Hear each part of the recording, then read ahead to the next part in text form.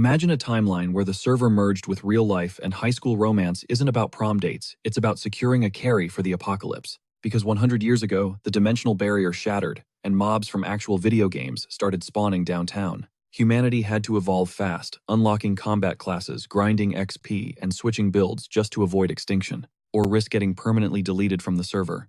In this hardcore mode, S-tier prospects aren't just cool, they are the firewall keeping humanity alive. Enter Zhang Li, a dude who got isekai'd into this universe 18 years ago and has been min-maxing his stats since he was a toddler. His character sheet looks hacked. Every combat metric is sitting at perfection because the class you roll at 18 determines if you're a main character or a background extra. Basic tier means you are NPC fodder. Hidden tier means you are a walking cheat code. Even his instructor is betting his entire career on this kid, claiming his potential is uncapped. But here is the snag. When you are the server's top prospect, every insecure tryhard in the zip code wants a piece of you. Leading the pack is this gym rat nepo baby, named Yan Su, heir to the Golden Domain bloodline. His dad is a top-ranked player, but Zhang Li has been gapping him in every metric.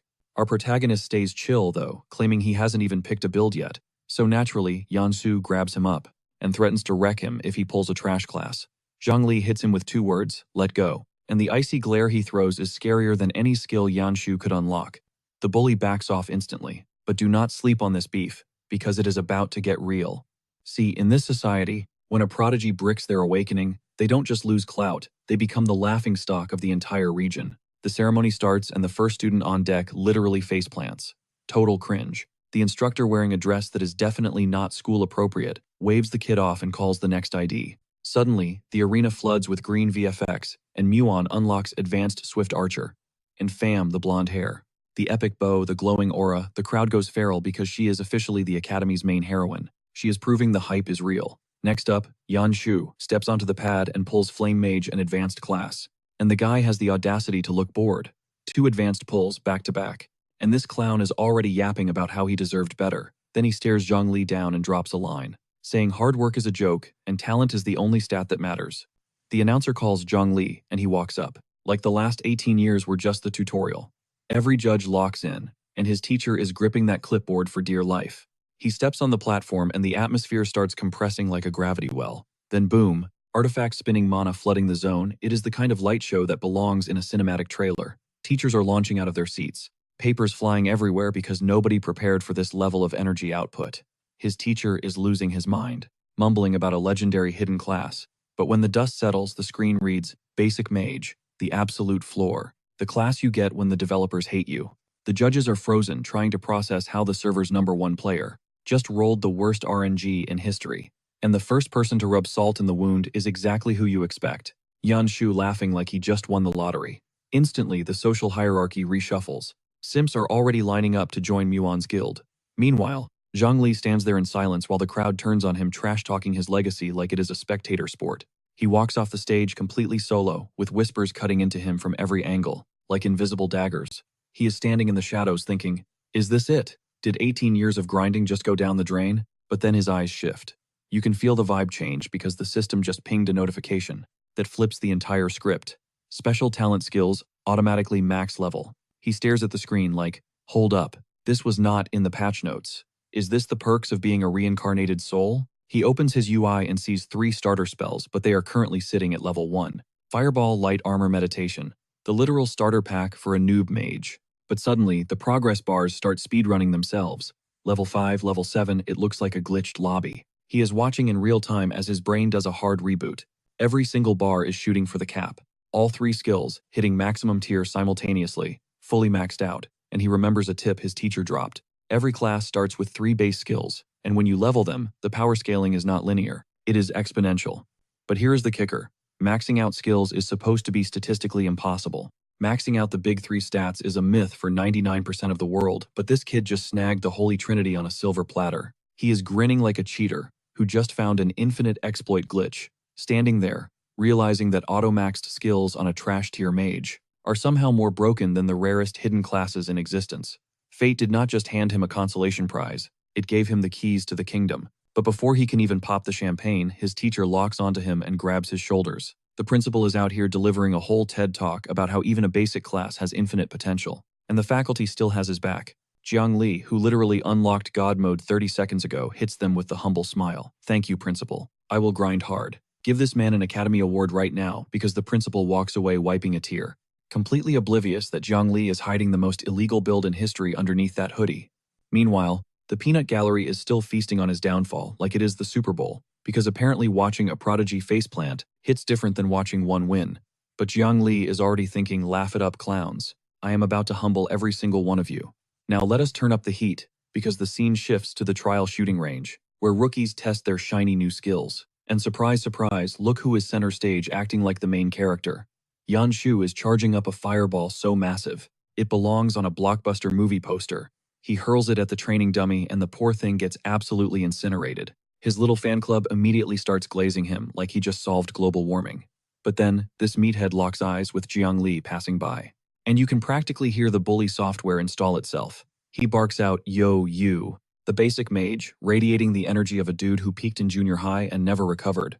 Then this absolute psycho launches a firewall just to grab his attention while screaming that he is talking to him. Jiang Li barely rotates his neck and goes, "What?" Yanshu flexes next to his crispy dummy and dares the so-called genius to show the class what a basic mage can do. Jiang Li waves him off like a fly. "Pass, I do not need practice because I am already maxed out." And the audacity on this man is lethal. Yanshu snaps, gets right in his grill, and starts yapping about the disrespect of competing against an advanced flame mage, then grabs him by the collar and calls him a coward, which honestly is the single worst tactical error this fool has made all day, because Jiang Li decides the nice guy act is over and flicks a fireball that sends this man to the moon. And Yan Shu, who is currently toast, has the nerve to laugh. A basic fireball. Then the real payload hits. Fam. This thing swallows the entire range like an apex predator. Yan Shu and his little entourage are getting ragdolled through the dirt by a beginner spell, and the irony is absolutely delicious. The whole field erupts in a chain reaction that definitely just showed up on local weather radars. Every single dummy gets reduced to atoms in the blast radius. And keep in mind, these things were built to tank hits from pros. Yunshu is standing there with his entire reality shattering because basic physics says this should not be happening. And Jiang Li strolls out of the inferno like he is bored, while Yunshu is screaming that a basic mage has no business dropping nukes like that. But that is the coldest exit we have seen, yet no contest. So, our boy gets home and immediately starts crunching the numbers on his mana, because that tactical strike at the range burned through 50% of his tank in one go. And before he can even relax, he gets hit with the classic parent guilt trip. How dare you walk in without saying hello? And then his mom steps into the frame. And listen, I need a second because the artist went way too hard on the character design for the mother. He sits down for dinner and casually drops that he awakened as a mage today, like he is not currently, walking around as the most dangerous rookie on the server. And his mom is over here beaming about how safe mages are, because they get to chill in the backline, which is hilarious considering her son's version of backline support is leveling the entire map. But then she pauses mid-bite and goes, "Oh wait, mom has a surprise for you." And Jiang Li is sitting there with chopsticks hanging out of his mouth like, "What now?" She produces this sealed box and says, "It is from your father, who fun fact was a high-tier pro." And hold up, because that is a massive plot twist. Jiang Li nearly chokes because the lore up until now was that his dad passed away before he was even born, and now she is just name-dropping him over rice bowls. So he starts pressing her if his dad was such a legend. Where has he been hiding, and why did he ghost them for 18 years without sending a text? And she just replies, "He went to the world's edge because he had business to handle," which is, without a doubt, the flimsiest deadbeat dad excuse in the history of fiction. But she begs him not to hate the guy because apparently, it turns out the dad promised to mold Jiang Li into a mage, which explains why his mom has been shoving spellbooks down his throat since birth. Then the waterworks start, and she chokes out, "Now that you're all grown up and a real mage." And listen, if this series actually makes me catch feelings over a flashback, I am gonna riot. She dries her tears and dismisses him with the box, because mom needs some rest. Jiang Li watches her retreat, suddenly realizing she has been shouldering this heavy secret solo for years. Cut to his bedroom, where he is staring down this mystery loot box from a father he never met, trying to decode what kind of man leaves a parting gift instead of sticking around. He pops the lid and boom, blinding gold light explodes outward like he just cracked open a legendary chest in a final raid boss dungeon. His face drains of color because whatever is sitting in that box is way above the pay grade of a normal human. It is a class change scroll that evolves a basic mage into something called an arcanist. The catch: you gotta hit gold rank first. This item might honestly be the single most broken artifact we have seen in this entire series. Zhang Li is practically hyperventilating because a hidden class scroll is literally a cheat code to the top, and the only gatekeeper is that gold rank requirement. For context, Here is the power hierarchy. Normal is trash tier, then iron, bronze, silver, gold, holy domain, and demigod sitting on the throne. And supposedly his dad was only gold level. But even that is elite status. Zhang Li knows there is no way a standard gold pro could get his hands on a drop this rare. So either mom was lying about the rank, or his dad was a monster way scarier than she admitted. He slams his fist on the table. The mission is simple. Grind to gold level before the professional trial kicks off in Jin City in 7 days. Because apparently this guy is allergic to pacing himself. Smash cut to the streets, he is already beelining for the wilderness. Naturally, some tin can bozo is already running his mouth about ignorant rookies rushing out to die. One of them jokes he might have a hidden OP class. And honestly, that random guess is closer to the truth than they will ever realize. But his buddy shuts him down immediately, laughing. Look at that twig, he is obviously just a basic mage. And right as they finish roasting him, a certain redhead enters the chat. She grabs his shoulder like, hey there, little brother, and the camera pans up for the full reveal. I need you to understand that the artist drew this woman with the explicit intent to ruin lives because Vivi is packing a massive sword and enough main character energy to make me forget everyone else exists. But her 2 meathead teammates immediately start whining about dragging dead weight along on their raid, calling Zhang Li a burden to his face. Vivi snaps back, defending a total stranger, while looking that good, which frankly is dangerous for my heart rate. But our guy just grins and hits her with, thanks for the invite but I'm Gunolo, which is either the biggest flex or the most suicidal move a fresh mage could possibly pull. Vivi is not having it. She chases him down, yelling, wait up. Zhang Li turns around with the oblivious energy of him genuinely does not realize he is being helped by a certified 10 out of 10 baddie. She tosses him a mana potion and says, since you're a mage, you're gonna need this out there. She is doing this out of pure altruism, which I honestly do not deserve to witness. Zhang Li accepts the potion with a goofy smile and a quick thanks, totally missing the fact that he just soft rejected the best thing to happen to him all day. Vivi waves goodbye with a smile that feels like a personal attack on my emotional stability, telling him to stay safe as she walks off. Now we jump to the Grey Forest. First target, a level 4, Goblin Big Brother. And this thing is built like it has been bench pressing tree trunks since the womb. Zhang Li peeks from behind cover, sizing the beast up. And you can tell he is not even sweating, which for a level 1 rookie is absolute unhinged behavior. He opens his palm and a spark ignites because in this man's dictionary, subtlety does not exist. He launches a max-level fireball screaming through the trees, like a comet with a personal vendetta. The goblin barely lifts its club before the blast impacts dead center, literally cooking the creature from the inside out. The thing is shrieking and flailing while being swallowed by flames that no level 4 mob was designed to tank. The clearing detonates into an inferno that probably just scared every monster within a mile into early retirement. Zhang Li stands over what used to be a goblin and is now a campfire. A maxed out starter spell just one-shot an elite mob, and the grind hasn't even started. But the moment that body hits the floor, the bushes rustle. It's an ambush and an entire squad is incoming. The tree line suddenly explodes with movement. Turns out that fireball wasn't just an attack, it was a dinner bell for every green freak in the woods. Does our guy sweat it? Not a chance. He's actually hyped thinking, perfect now, I don't have to chase you losers down individually. A massive goblin rushes him roaring like a banshee, but Zhang Li casually flicks on his light armor spell. The creature's blade ricochets off that golden barrier, like a plastic toy hitting solid concrete, while the rest of the mob hacks away desperately. 0 damage. Not even a scratch. Using a max-level defense buff against level 1 trash mobs is basically cheating. Then he just smirks, snaps his wrist and announces fireball cooldown complete. He drives the blast directly into the earth, looking to send this entire squad on a one-way trip to the afterlife. The whole pack gets incinerated instantly because Zhang Li clearly doesn't know the meaning of overkill. Boom, level 2. He admits it feels like dropping a nuke on a bug collection, but the XP payout is barely worth the mana cost. Hungry for more, he ventures deeper into the forest, unaware that something massive is stalking him from the canopy. But Zhang Li is fully in the zone, igniting another flame in his palm and thinking, bring 'em on. Doesn't matter how many. The result is always the same. He snaps to launch the attack and freezes cold. Major malfunction. Our genius hero checks his HUD and realizes his mana bar is tapped out, completely empty. 2 fireballs and a shield drained everything, meaning his max-level spells guzzle mana like water in a drought. Thankfully, his shield is still active, so he figures he'll beat these goblins down the old-fashioned way, then meditate to recharge. This absolute maniac grabs a random log and taunts the horde, knowing they can't breach his defense. He grips that branch, sporting a savage grin that looks totally wrong on a spellcaster's face. Alright boys, let's dance. He dives into the mob, swinging that timber like he's aiming for a home run. Yelling, witness the power of a melee mage, and cracks a skull with the swagger of a warrior. He has 0 restraint, but then the damage counter pops up a pitiful -10. The reality of his weak physical stats hits him harder than the stick hit the goblin. Does it stop him? Nope. 10 damage is still damage, and it adds up when the enemy can't lay a finger on you.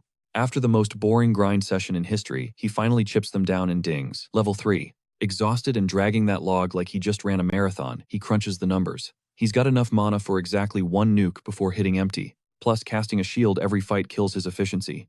Just as he's stressing over the math, a figure plummets from the sky, weapon raised. Jiang Li freezes. The growl from the shadows isn't normal goblin chatter, and those glowing red eyes multiplying in the mist, very bad vibes. Looming over him is a goblin built like a double-door fridge. It's gripping an axe heavier than Jiang Li's regrets, and the system tags it Elite Monster. So what does this psychopath do? He smiles. Perfect timing. Elite mobs drop way more XP. That's all the motivation he needs. He casts light armor, with the swagger of someone who thinks he's immortal. The giant goblin stares down at him like he's a bug that wandered onto a dinner plate. Suddenly, Jiang Li's confidence wobbles as he checks his status screen. Mana gone. Health critical. That shield just burned the last fumes in the tank. And now, he's staring down the barrel of a level 10 giant axe goblin. 0 mana. Shield failing. Nothing but a stick, and the sheer audacity that got him into this mess. The beast swings that axe down like it's trying to crack the planet open, and Jiang Li barely reacts in time. The blade pulverizes the ground where he stood a millisecond ago, launching rocks like shrapnel. The monster grins like it's already game over, while Jiang Li is just standing there thinking, okay, we have a problem. Even dodging burns stamina he doesn't have. The next swing clips him, rattling his bones. And just when he thinks it can't get worse, a regular goblin jumps him from behind. He totally forgot about the minions. Now the whole pack is swarming, and this clown has the nerve to scream about bullying just because he's out of mana. But instead of panicking like a sane person, he starts running combat algorithms in his brain, narrowing it down to 3 options. Option 1, meditate and recharge. Except the goblins aren't exactly offering a timeout, another one is already flying at his face. With the blade inches from his jugular, he backpedals hard. Option 1, standing his ground. Yeah, that is a suicide mission. Standing still, while the whole forest tries to snack on you, isn't a vibe.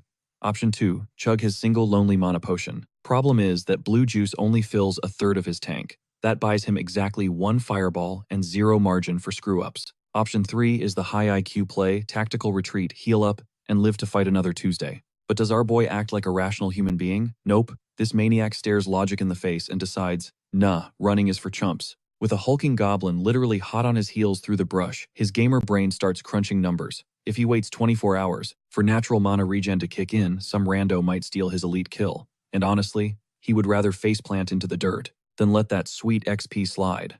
So being the absolute loot goblin he is, he tilts his head back and downs the potion mid-sprint, chugging it like a speedrunner, praying for a world record, watching his MP bar slowly crawl out of the grave. But Mr. Giant Axe is not about to let him buff up for free. It lands a heavy blow that sends the empty glass bottle spinning into the void. Just as the execution strike comes down, the monster freezes. The axe did not cut flesh, it bounced off something solid. Light armor is back online. Jiang Li stands in the center of a golden hexagonal barrier, looking like an untouchable god, even though his HP bar is flashing red and hanging by a literal pixel. But hold on, cause this gets actually unhinged. He is mentally calculating the exact tick rate of his max level meditation versus the shield's breaking point. The goblin horde is unleashing hell on his barrier, and this absolute clown treats it like a coin toss, like he is at a Vegas table instead of a death match. Then this certified psychopath drops to the ground, crosses his legs inside the glowing dome, and starts meditating while monsters beat on the glass like it is a drum solo. The giant goblin is losing its mind, teeth gnashing, veins throbbing, completely insulted that its dinner is taking a power nap. The whole pack is hammering the shield, and that durability bar is melting way faster than his blue bar can refill. Not exactly ideal. Spider webs start cracking across the surface, shards falling off. MP is barely halfway. Shield integrity is critical. The boss monster winds up for a massive overhead smash to turn that shield into glitter. Impact. The barrier shatters into 1,000 pixels. But amidst the debris, Jiang Li snaps his eyes open. He is way too chill for a guy who just lost his only safety net. The mana bar hit the magic number. His eyes glow with that electric blue intensity that says only one thing: it is showtime. Then this absolute madman has the audacity to smirk at the goblin and ask, getting tired, like he was not just meditating. Inside a cracking fishbowl 2 seconds ago. My turn, he whispers, hands already weaving a fireball. The flame is way too massive for a guy who nearly died 6 times tonight. He blasts that thing point-blank range, like he is personally delivering a foreclosure notice. The spell connects dead center on the weak spot, instantly turning the giant goblin into the world's ugliest bonfire. The shockwave swallows every mob in the zip code. Because let us be real, collateral damage is basically a core feature of Jiang Li's build now. a massive critical hit notification pops up, leaving our boy standing in the center of a literal inferno. He is gasping like he just sprinted a triathlon, wipes soot off his face, and casually mutters, "That was close," which might be the understatement of the century. Then the reward screen dings. This maniac just skipped 4 levels in one go, rocketing straight to level 7 off one elite kill. So naturally, his first instinct is not safety, it is loot. He struts over to the crispy carcass to check the drops because his priorities are permanently broken. 2 pieces of black iron gear, drop gloves and boots. But is he happy? Nope, immediate complaining. Whining that his build is still a coin flip between one-shot god and one-shot victim. He inspects the gear, calls it trash tier fashion to its face, and marks it for the sell pile. The man has standards okay. Even while covered in goblin charcoal, he crunches the numbers. Tragic news, even at level 7 he cannot cast 3 measly fireballs. And grinding trash mobs is a total waste of time compared to hunting elites. He stands by the fire, practically begging the universe for a cheap wide-range AoE spell, something that does not delete his entire mana bar in 2 seconds. And right on cue, something glitters in the loot pile. A skill book, a legit skill book, just chilling there, like the devs heard him whining and dropped a patch update. Talk about Amazon Prime delivery. This guy's eyes practically turn into anime sparkles, because not only is it compatible, even novice classes can equip it. That means his broke boy mage build just got a serious stimulus package. He cracks the cover and raw electricity starts arcing off the pages before he can even read the title. Lightning erupts from the grimoire, flooding his system like he's speed downloading a legendary skill tree directly into his cerebral cortex. We're talking arc lightning, massive area of effect, chain jumps between targets, and a half-second cast time that applies instant paralysis. And the real cheat code, at max level the mana cost is practically 0. Zhongli is grinning like he just pulled an SSR rank item on a free daily spin. It scales with his level and has built-in crowd control, literally the one thing his glass cannon build was missing. Time for a field test. He scouts around and spots an entire goblin camp catching some Z's around a campfire. These mobs have 0 clue they're about to get wiped. The lightning rips through the camp, ragdolling goblins into the air. It's like someone hooked them up to a high-voltage generator. Survivors wake up absolutely tilted, screaming in pure gamer rage. They're scrambling for weapons, looking at the clear night sky like, where did that thunderstorm even come from? But our boy isn't done. This maniac is already charging up round 2, hitting them with the "I didn't hear no bell" energy. He's personally offended they're still breathing. He fires again instantly, no lag, no hesitation, because a half-second cast time is basically spam clicking. And the cooldown is a joke. The chain lightning ricochets between every goblin on screen like a pinball of pure deletion. They're stun-locked, completely unable to move. Sure, the raw DPS isn't as high as Fireball, but with this attack speed, who cares? He can rip 4 arc lightnings for the mana cost of a single Fireball, but way faster and with a quicker reset. No more kiting monsters into a group. This dude just realized he patched every single hole in his combat kit. Finally, a way to farm trash mobs without blowing his entire mana bar on 2 spells. So what's the next play? The area boss of the Grey Forest. If a regular elite dropped 4 levels, the zone boss is basically a walking XP piñata. But for once, the guy uses his brain cells. He sits down under the moonlight to actually regen his mana to full cap, before rushing a boss that could one-shot him. Fully prepped, he stalks the goblin tribe, scoping the perimeter like he's casing a jewelry store. He creeps in, gripping a wooden stick like it's a legendary weapon. Spoiler alert, it's not protecting him from anything. He's thinking, everyone should be asleep, right? His 2 to 100 IQ plan is to tiptoe past an entire army of sleeping monsters, find the boss, nuke it with fireballs, and leave. Flawless plan. Until he literally steps on a goblin. The look on his face says it all. This man put 0 skill points into stealth. The goblin he squashed is now very awake and staring at the boot on its face like, the audacity of this guy. Suddenly, a red-eyed goblin guard looms over him looking like a bouncer who just caught you with a fake ID. So naturally, Zhongli handles this with total grace. By sprinting through the camp like he just stole something, he grabs a goblin by the skull mid-run, yelling, "I knew it." He's testing if they're as squishy as they look. Big mistake. That scream just pulled aggro from the entire map. Every goblin within a mile wakes up and chooses violence. The whole tribe is armed and converging on this one fool, who thought sneaking just meant walking without shoes. He's booking it for his life, screaming, "My bad," while frantically calculating how much mana he needs to save for the boss. One goblin lands a clean slash across his back, because apparently, running in a straight line is his only dodge mechanic. And that flips the switch.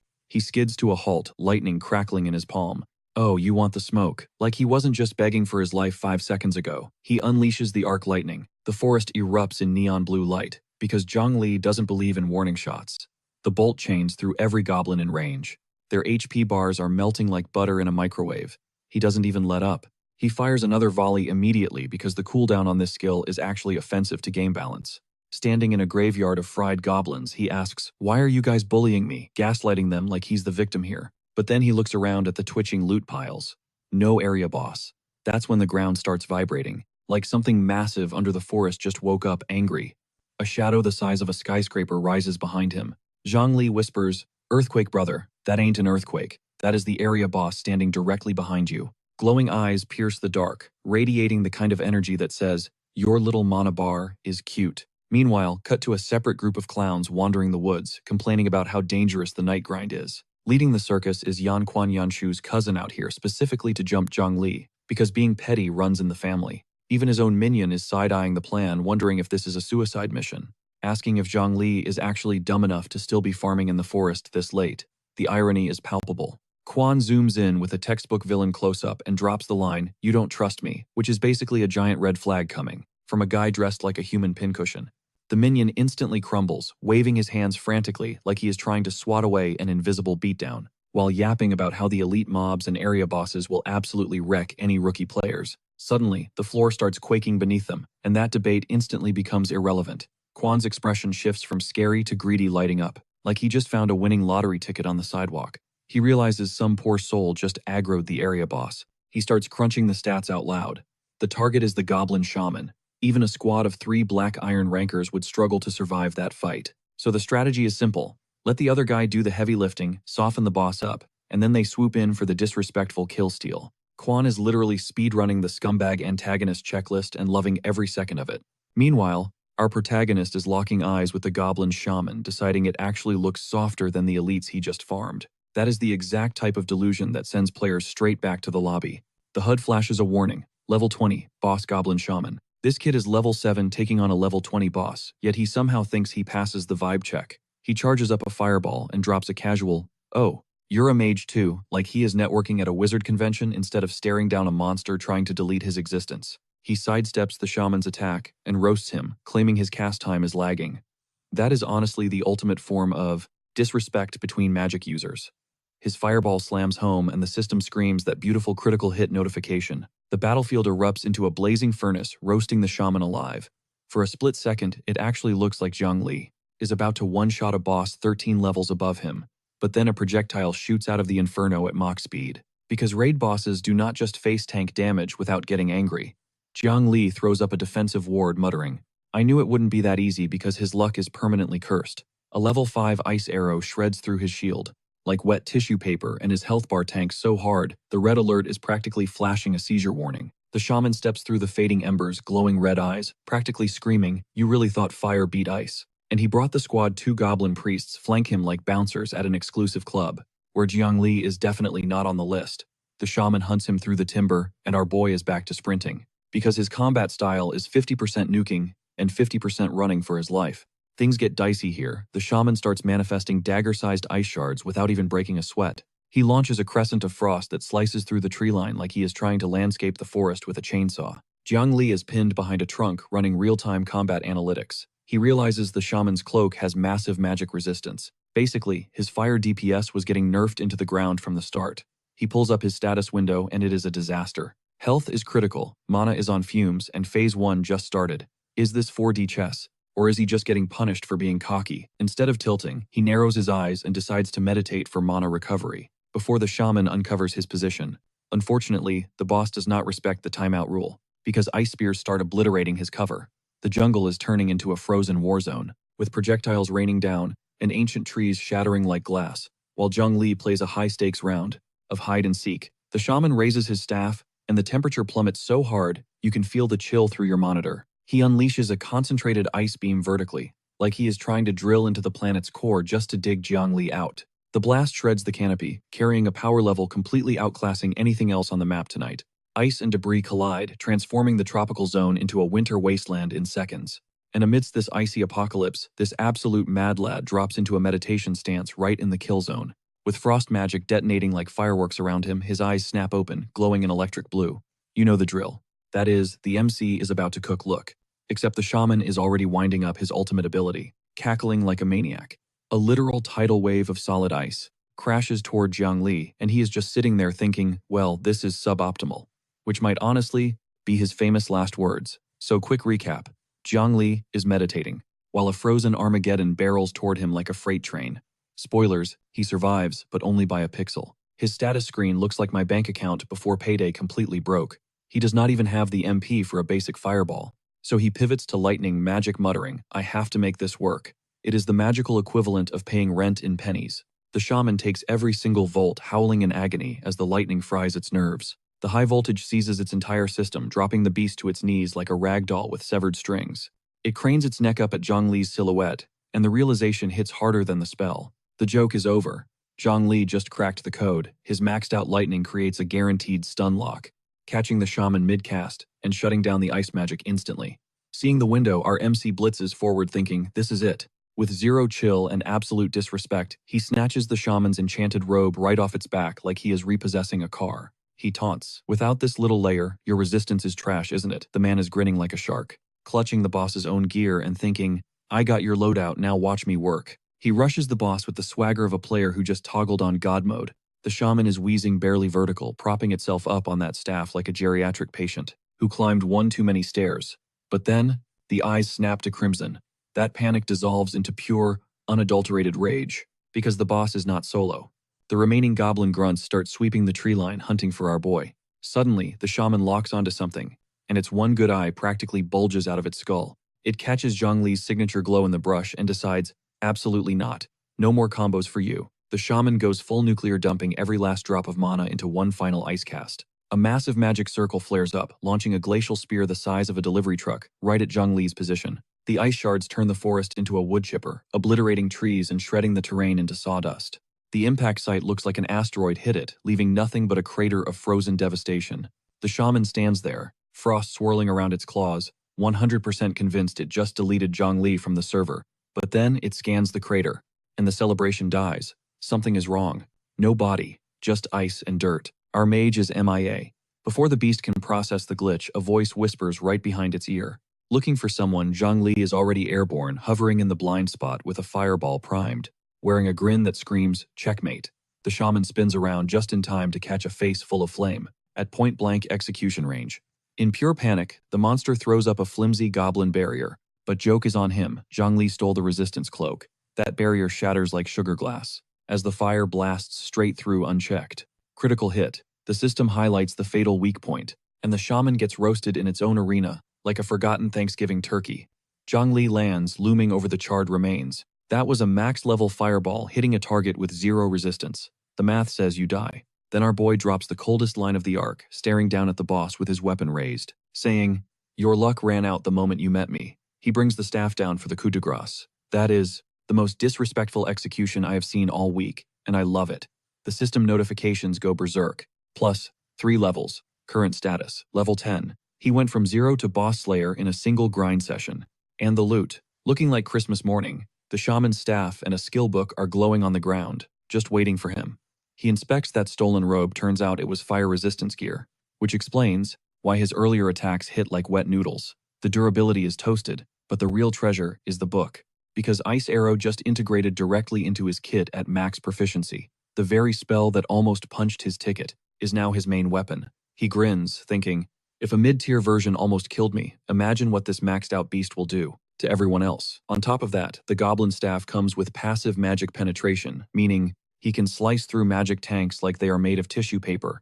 The build is coming together beautifully, but the victory lap gets cut short. A voice slices through the silence. Boy, don't move, hands where I can see them. Enter Quan and his goon squad stepping out after confirming the area is clear, and Zhongli's teammates are likely KIA. How convenient. Quan approaches with a snake-like smirk, clapping slowly, soloing a boss right after awakening. Impressive. Too bad you left your squad to die, seeing as they were definitely stronger than you. Zhongli lifts his hands, genuinely confused, asking, wait, how do you know my name? Because a stranger having his personal info is a massive red flag. Quan puffs up his chest, introducing himself as Yan Quan of the Jincheng Yan family, flanked by his 2 heavy hitters. Like a cheesy villain practicing his monologue in the bathroom mirror, the truth finally comes out. Word on the street is Zhongli used to bully Quan's cousin back at the academy, and now Quan is pressing him, asking if he really thought he could disrespect the Yan dynasty. Zhongli instantly pivots to damage control mode, throwing his hands up like who me bully him. That is the honorable classmate Yan's cousin, I would never, he says, slapping on the fakest most plastic smile in history. Then this absolute coward offers up his hard-earned boss drops like a tribute pleading, "Hey, take the loot, let us just be homies." It is officially the saddest attempt at negotiation I have ever witnessed, and Quan literally laughs in his face. So now Jiang Li is cornered by goons, hands in the air, looking like a guy trying to bribe a SWAT team with a candy bar. Because Quan drops the act, eyes flaring crimson, and asks Jiang Li if he is particularly attached to his hand. Or maybe his leg, promising to make the amputation gentle. This dude is straight up psycho. But suddenly, Jiang Li's gaze goes dead cold, and frost starts crystallizing in his palms because, spoiler alert, he was never scared. He was stalling for cooldowns. One lackey freaks out and screams that Jiang Li has been channeling meditation to regen his mana this whole time, which implies every second of that pathetic begging performance was just him waiting for his MP bar to refill. Quan is not worried though, thinking, it is a 3 versus 1 gank with advanced professionals. What is a rookie entry-level mage gonna do? Then Jiang Li tilts his head, with that menacing shadow over his eyes, and says, "You guys are all advanced level fantastic." Like a guy realizing, the all-you-can-eat buffet just restocked the crab legs.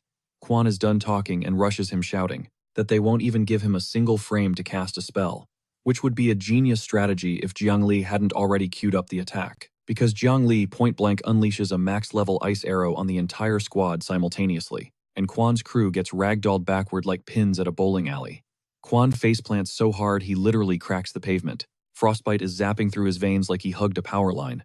Jiang Li stands over the wreckage casually asking, "You know the trope where villains lose because they monologue too long?" Quan is twitching on the floor, paralyzed, stuttering about Jiang Li's casting speed, which is honestly a hilarious question to ask after you just got stomped. Jiang Li ignites a fresh fireball in his hand, stares right into Quan's soul with those glowing blues, and replies, "Who knows, the disrespect level is over 9,000. And the forest explodes into a pillar of flame that turns night into day because Jiang Li just deleted this man's entire existence in a single hit. When the smoke dissipates, all 3 of Quan's boys are stripped to their birthday suits piled in a crater, because this absolute maniac looted them down to their boxers without hesitation. Now he is sitting crisscross applesauce, with a bag full of their gear, grinning like a shark, saying, "What is the best grind after an area boss? PvP looting, obviously. The man has zero morality, and I have to respect the hustle." But then, the post-game clarity hits because he only jumped 3 levels from that fight. And this greedy tryhard is already scouting for the next farm spot. He strolls off, clutching the Goblin staff and every asset Quan owned, casually narrating how 3 Black Iron pros tried to gank a noob and got team-wiped instead, saying it is just too cringe to even mention in public. He arrives back at Rosetown, and the streets are dead silent. Just a few stragglers recovering from their dungeon runs outside the safety zone.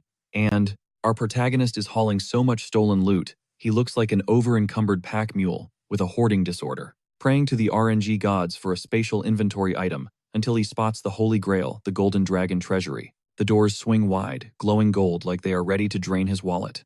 And the first thing he spots inside is a pink-haired clerk wearing an outfit designed to make you forget about inflation and your credit score, because she smiles and asks if she can help him with something. "My brother in Christ, I need her to assist me with everything." Jiang Li dumps his entire inventory on the counter and tells her to liquidate it all while she happily sorts through the gear he just stripped off 3 unconscious dudes. She runs the numbers and says total value is 972,000 Flame Dragon coins, but let us round it up to a clean million. And our boy nearly has a heart attack because 1 million coins just hit his balance. He is doing the math, realizing, my mom grinds for a month to make 3,000, and I just made 1 million in one night of violence.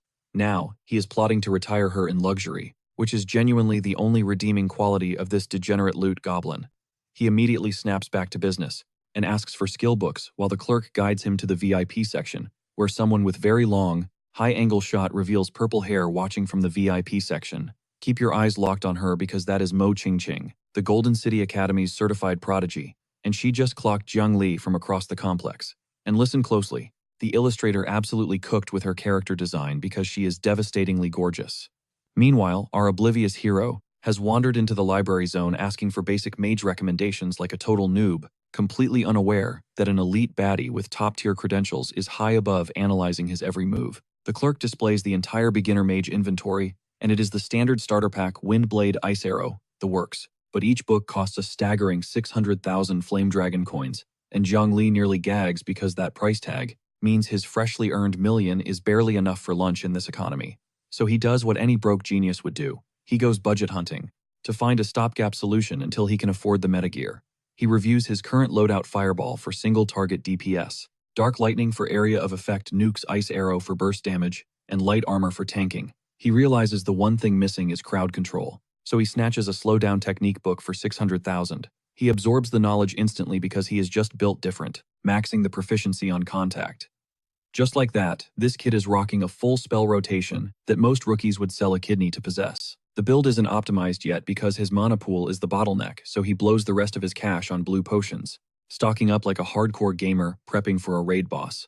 Honestly, watching this level of min-maxing is pure satisfaction. Now smash cut to a private reception room where the plot thickens. Someone is briefing Mo Ching Ching about a black iron tier dungeon that just spawned in the Gale Plains. The catch: the entrance is still hidden. Ching Ching crosses her legs and declares she is leading the search party personally tomorrow. And let me be real with you, she is sitting there radiating an aura that could bring empires to their knees, and I am respectfully losing my composure. But suddenly her mind drifts back to the guy she spotted downstairs, recalling the rumors that Jiang Li's awakening ceremony flopped, and he ended up as a basic mage.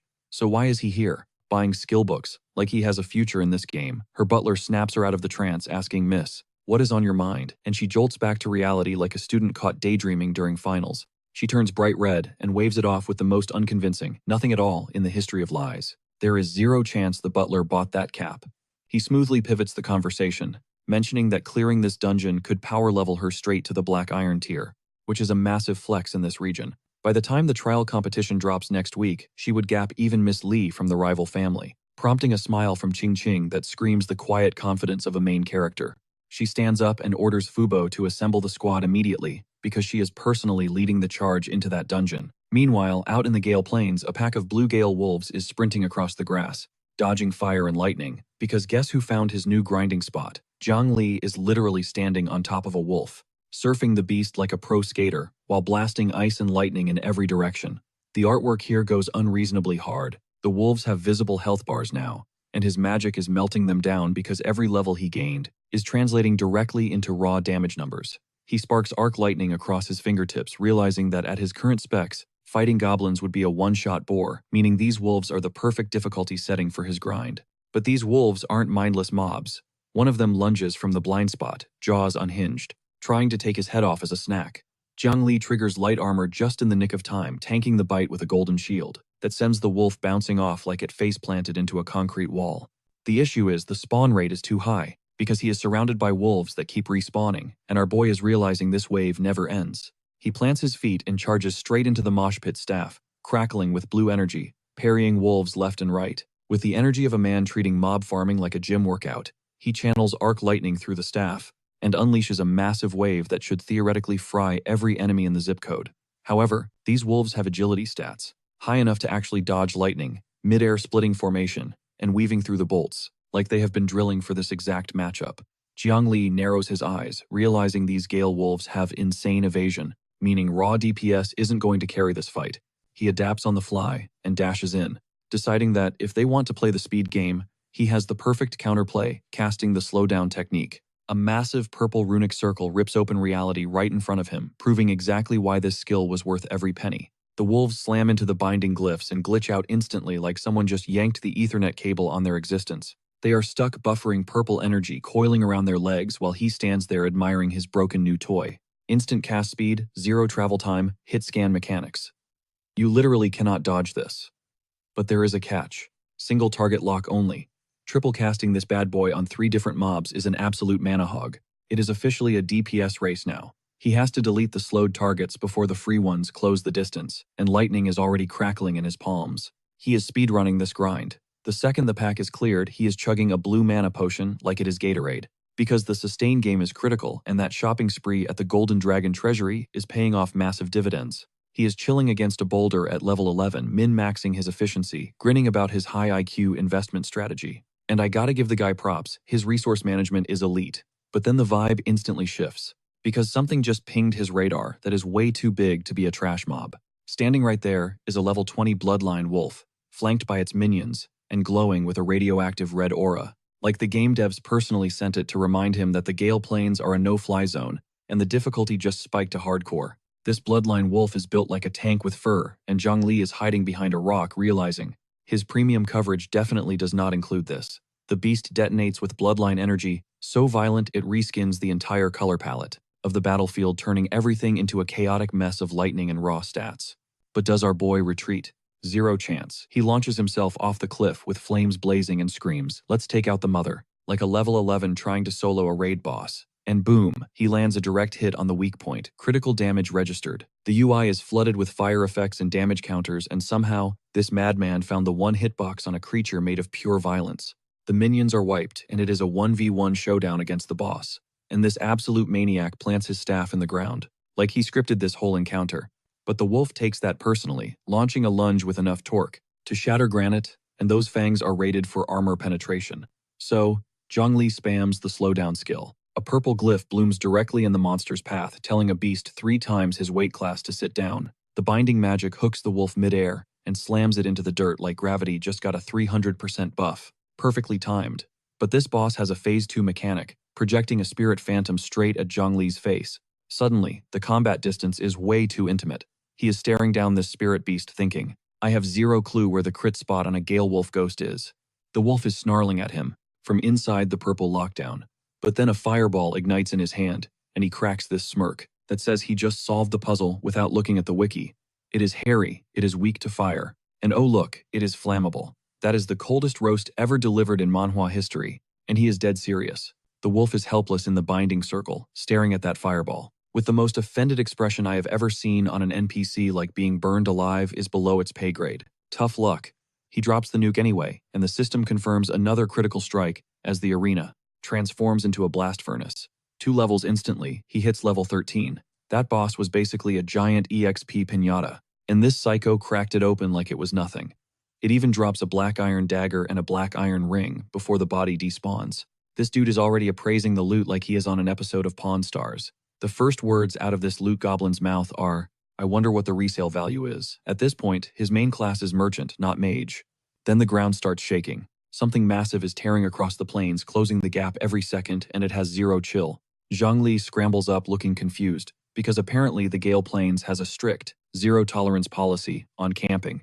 The moment he spots the threat, the victory lap is over. A dust cloud the size of a city block is rolling in. It is a full-blown wolf stampede. Hundreds of mobs flooding the map like a server-wide event just spawned without a notification. He ducks behind cover, clutching his new dagger, thinking, "I literally just soloed an elite monster." This level of aggro is completely unnecessary. But the wolves are swarming from every angle, and he is about to find out what it feels like to be roadkill. The stampede is absolutely ragdolling him. He is getting tossed around like a ragdoll in a washing machine, while a stampede of wolves floods the screen. But mid-scramble, he chugs a mana potion and clocks a vital detail: these beasts are ignoring him completely. And the realization hits harder than a semi-truck. Because if they aren't hunting for payback, that means a third party just kicked the hornet's nest on a massive scale. His brain connects the dots instantly. Only the Wolf King commands a legion this deep, which means someone just aggroed the area boss. The entire map just woke up.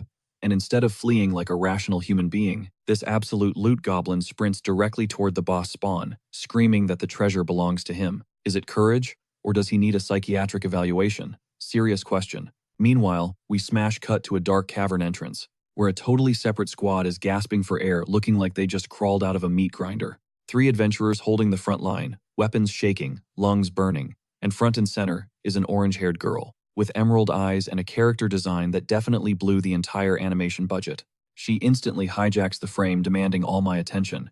But before I can even appreciate the visuals, the bald captain starts yelling about seizing the opportunity. Suddenly, the vibe shifts as a blade flashes across the swordsman's chest, because the new arrivals skip the diplomacy phase entirely. The ambushers drop the coldest line: "Blame your own incompetence for engaging a boss." With zero backup, if I don't snatch the prize, someone else will. The audacity on these parasites is actually staggering. It is a fully geared bandit squad, declaring that the loot, the bloodstripe, Wolf King's corpse, and everything else is now their property. Watch this crew closely, major antagonists incoming. The 3 adventurers stare down this approaching mob, and the math ain't mathing, it is a total mismatch. So the captain folds, begging to trade their hard-earned loot. The gear the boss remains the whole bag just to keep breathing. Vivi stands there frozen, watching her leader crumble in 4K. But the Mohawk villain cackles and alters the terms. He is over the gear. He wants the healer. He wants Vivi. And the atmosphere instantly turns into a horror movie. This creep sneers. "After I have had my fun, maybe I will let you walk," wearing a face that belongs on a watch list. Because this situation just crossed the line from robbery into straight-up criminal territory. Vivi screams for her leader to do something, And this guy, this absolute trash tier captain, mutters Vivi, "Don't hold this against me." This spineless coward is actually weeping, ready to trade his teammate, just to save his own skin. He is officially the most detestable NPC in the series, and the bar was high. He reaches for her as she whispers, "No," the betrayal stinging worse than any threat from the bandits. She is pinned against the stone wall, zero exit strategy, pleading for them to back off. And I need a hero to spawn in the next 5 seconds, or I am going to rage quit this story. A gritty hand grabs her, ignoring her cries. My chest tightens because the cavalry isn't coming, and the despair is real, until a jagged bolt of lightning rips through the bandit formation.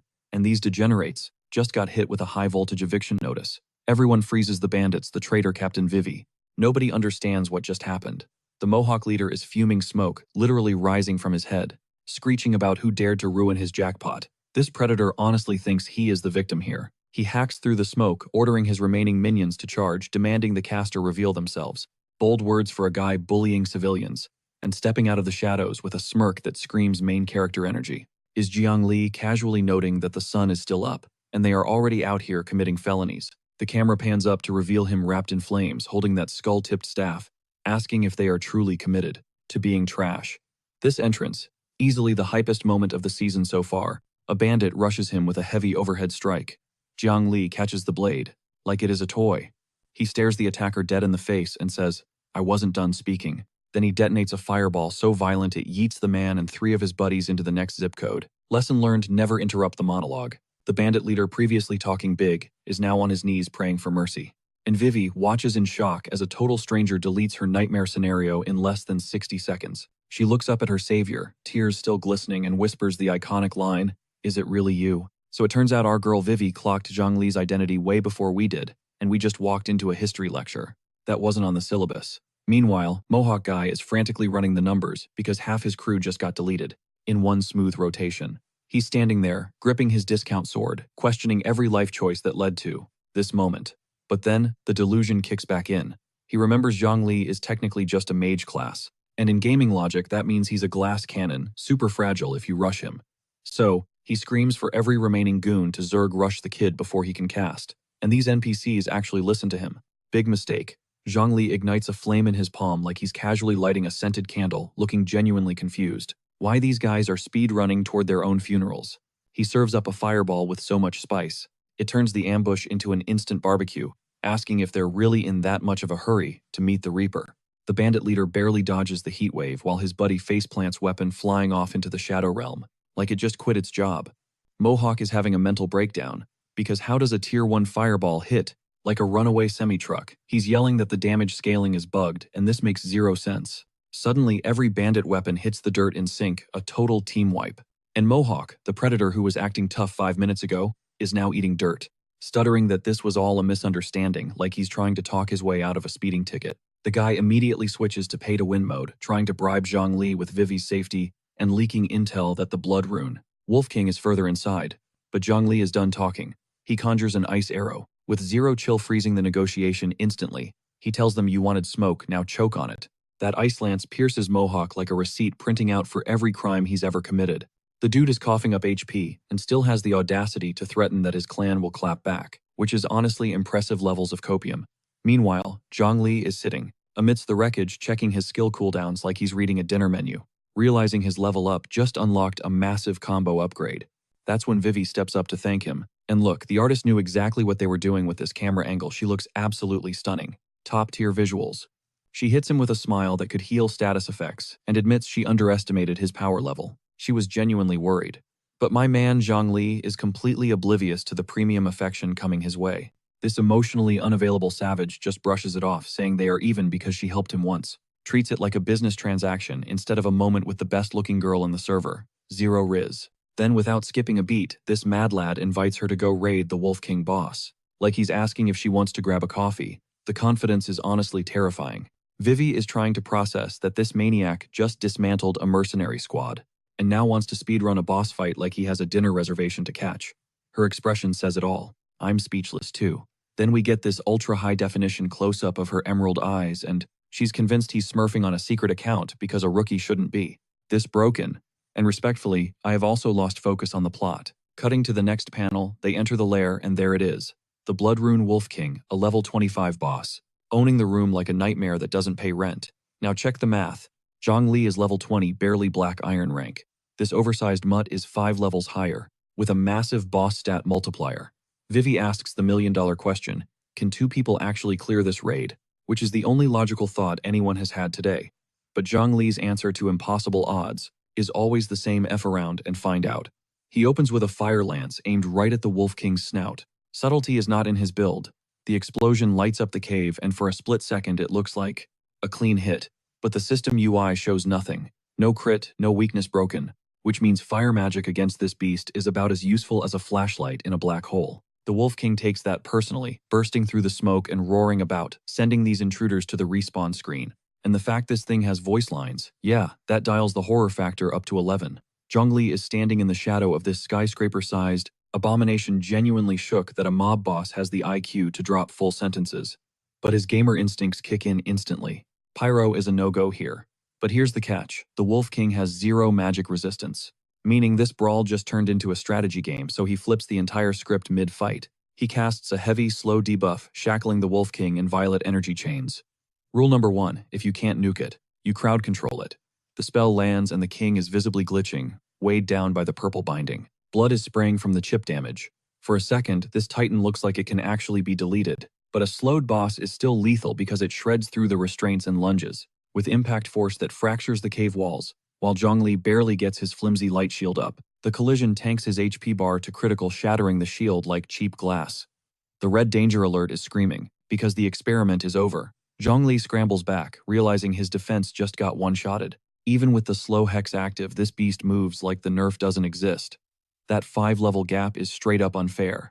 So he pivots to cryo, charging a frost arrow that freezes the very air around his staff. If raw power fails, surgical precision wins.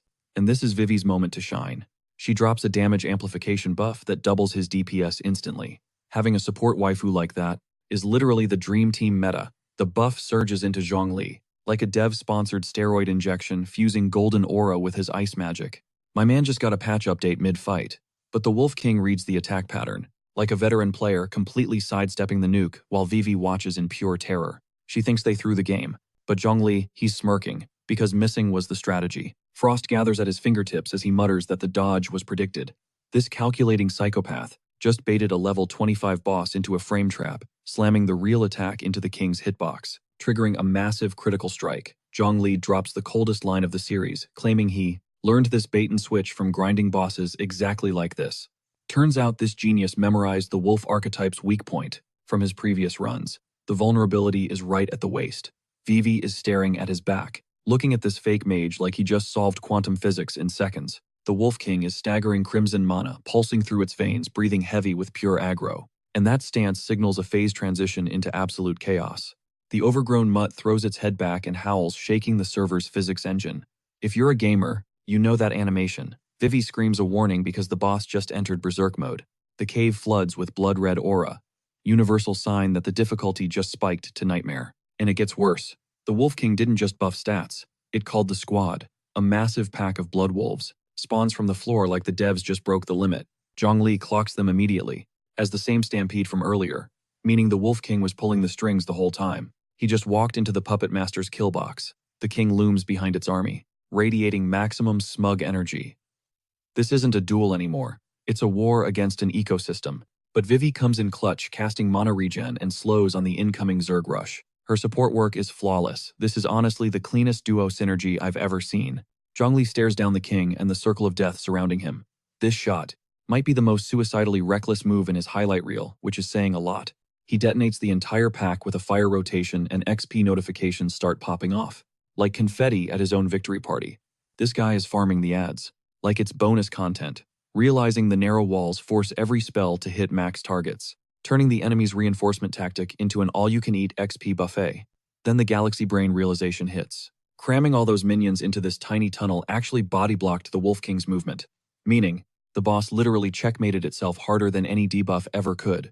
This absolute unit stares the Wolf King dead in its glowing red eyes, and dares the beast to trigger that summon skill one more time if it values its life. He just flipped the script, turning the boss's ultimate ability into his own personal XP farm. The Wolf King is vibrating with pure, unbridled rage. because no human has ever had the guts to trash talk its signature move like this. Now the gloves are off. The monster snaps, lunging with everything it has left, claws tearing through the air straight at Zhongli, who actually gets shoved back by the sheer pressure of a raid boss that is done with diplomacy. But Zhongli spots the gap in that desperate charge flame swirling in his palm as he mutters, "It's time." He unloads his entire mana pool into one catastrophic blast that engulfs the Wolf King. While his level hits 14, and that howl echoing off the cave walls, it's either a death rattle or the sound of the juiciest loot drop in the series. The experience notifications are scrolling faster than a live chat, like a slot machine paying out a jackpot because this genius turned the Wolf King's own minions into an all-you-can-eat leveling buffet. Even Vivi is soaking up passive XP just by standing there, which is honestly the most relatable gaming strategy I've ever seen. Ding, level 15. Zhongli stands tall in the middle of a literal wolf graveyard. His staff is pulsing like he just cracked the code for an infinite money glitch. Vivi watches from the sidelines, brain still buffering at what she just saw. Meanwhile, this maniac downs a mana potion, chugs it like a forbidden pre-workout shake, and immediately screams for round 2. Apparently, wiping out an entire species was just the warm-up set. Then the realization hits him like a truck. If the boss keeps spawning high-value minions, why would he ever waste time grinding trash mobs in the open world? The Wolf King is actually trembling now because every single soldier it summoned has been reduced to atoms. And this overgrown puppy is finally realizing it's not the apex predator in this cave anymore. Zhongli hits it with the most disrespectful shrug in combat history, basically telling this level 25 raid boss that it has been milked dry and there is nothing left to discuss. He knocks one final freezing ice arrow, with the energy of a CEO firing an intern because the Wolf King has officially served its purpose. Time to close the tab. The projectile shrieks across the cavern and the Wolf King is literally calling him a demon now, which coming from a hellbeast is basically a 5-star review. The creature takes the ice arrow straight to the chest, howling that he's nothing but a devil. Honestly, that is the most accurate character analysis we have gotten so far. The entire dungeon starts to crumble, and Vivi rockets straight to level 21 just from the party share. Rocks rain down like the cave itself is giving them a standing ovation. Zhongli pops to level 16, with a massive grin, bragging about snagging 3 levels and a mountain of loot from a single run. While Vivi sits there completely bewildered at the heist this lunatic just pulled off, she is sitting there, asking the question every viewer is already thinking, because she just watched a guy exploit a boss mechanic as a personal power leveling service. And now, she is wondering who the real monster in this cave was. Then this goofball waves her over, like he found a shiny rock. Ignoring the assassinated raid boss, he hands her a glowing staff and says it is her cut of the loot. She covers her mouth in genuine shock, gasping that she didn't even contribute anything, which is the purest thing to ever come out of a blood-soaked den. But Zhongli shuts that down, reminding her she topped up his mana and buffed his damage. He calls her a top-tier support he needs for the dangers ahead. This fool has zero clue how hard those words just hit. Vivi clutches that staff with the energy of a woman who just got a marriage proposal thinking she actually matters to him. The artist decided this was the panel to remind us all that she is waifu material designed to break the internet. They push deeper into the cave. Zhongli pulls up his menu to check 2 skill books. The Wolf King dropped Lightness Spell and Swamp Spell. This man looks at the loot screen like a kid on Christmas morning. Both skills are already at max proficiency, which explains why the Wolf King was drifting around despite the slow debuffs earlier. The beast had a built-in speed hack via the Lightness Spell the whole time, but the Swamp Spell grabs his attention. It locks down multiple enemies at once, and you can practically see the tactical spreadsheets forming behind his eyes. Just as he's mentally bookmarking that combo for the next wave of trash mobs, Vivi screams for him to get over there as soon as possible. She is way too hyped for a girl standing in a literal wolf graveyard. It's a ghost orchid, a luminescent, violet bloom that looks straight out of a Disney movie, totally out of place, stuck between the jagged rocks of this murder cavern. Zhongli switches into full appraiser mode, scanning it like it's on Pawn Stars, but drops the bomb that it's useless for pro players. But for average Joes, it's a god-tier panacea. Vivi's eyes basically turn into cash registers as she calculates the ROI. On that flip, he splits the haul down the middle one apiece, and Vivi hits him with the most wholesome smile in the entire franchise. Seriously, they're having a rom-com moment inside a literal crypt, with zero self-awareness. Then Zhongli drops the act, cradling that orchid, and revealing his mom is just a civilian whose body is wrecked from decades of grinding and chronic sickness. He just wants to take the edge off her pain. Vivi stares at him, hard eyes fully activated. The dude switched from cold-blooded killer to devoted son in 3 seconds flat, and somehow, that makes the Riz levels skyrocket. But the feels trip gets slashed when Vivi clocks a shimmering rock face deeper inside and practically yanks Zhongli over to check it out, because this dungeon is the gift that keeps on giving. Zhongli barks at her to back up as he ignites a massive fireball to breach the obstacle. The snap from sad backstory to pyromaniac gives me total emotional whiplash. The blast shatters the rock face, leaving them staring into a smoldering void that definitely wasn't on the map. What's waiting on the other side makes them dead stop because this isn't just a hidden chamber. It's a dungeon secret realm, a vortex swirling with electric blue arcs, looking like a glitched gateway, to a nightmare difficulty setting just chilling in the back of a starter cave. The system flags it, level 25. Black Iron Dungeon Dark Altar. It's hard mode capped for players level 23 and under, party size 2 to 6. And this absolute maniac is already running the numbers to see if he can solo it, at level 16. Vivi, the only one here with a working survival instinct, votes they retreat and restock since they literally just cleared a boss. Zhongli shuts that down instantly, with the swagger of a guy who eats danger for breakfast. He tells her she can bail if she wants, but if she rolls with him, he's got her back. That delivery was so smooth it would make any girl in a 100-mile radius rethink her entire existence. Vivi beams at him with the most blindingly radiant expression in the history of this manhwa, shining like a supernova. She locks in their party invites and says, "That's good to hear," sounding like a woman, ready to follow this fool into the abyss.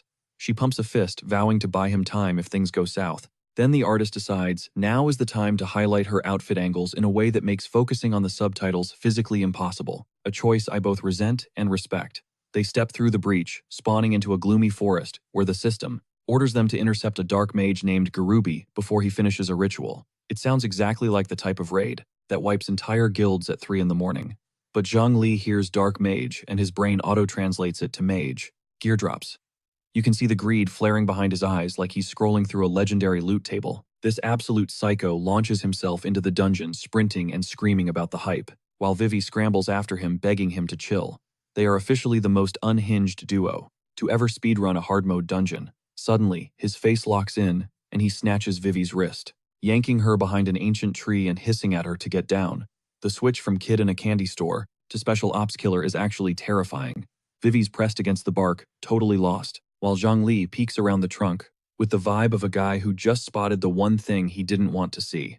Without a plan, he's staring down a level 20 skeleton knight, mounted on a steed made of blue hellfire. This single trash mob looks like it could be the final boss of a generic weak to strong series. Zhongli clocks that even the grunts in here are level 20, and starts rethinking his life choices, while crouching in the dirt with a girl who has way too much faith in him.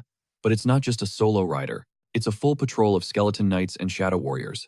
And instead of fleeing this clown, is practically drooling over the potential drops because his risk assessment module is permanently fried. But the stealth phase lasts exactly 4 seconds before they get made, and the look on their faces screams. The stealth op officially busted. The skeleton knights come screaming out of the woodwork like banshees on a caffeine bender, swinging their blades with all the warmth of a security system set to instant kill. Zhongli barely squares up before realizing these boneheads have the combat AI of a glitch tutorial bot. They're telegraphing every move. If they had 2 brain cells to rub together, this might actually be a challenge. Perfect time to unbox a new toy, the swamp spell he looted from the Wolf King. He slams his staff down, painting the floor neon green.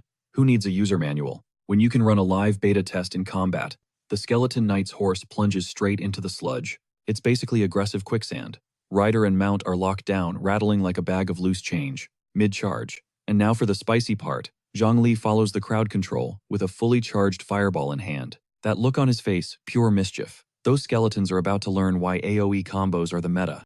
Boom! The swamp ignites, blasting bones into orbit like confetti at a doomed party. The upgraded swamp spell covers a massive 30-meter kill zone, meaning this one skill just upgraded Zhongli from a solo assassin into a walking apocalypse for anything with legs.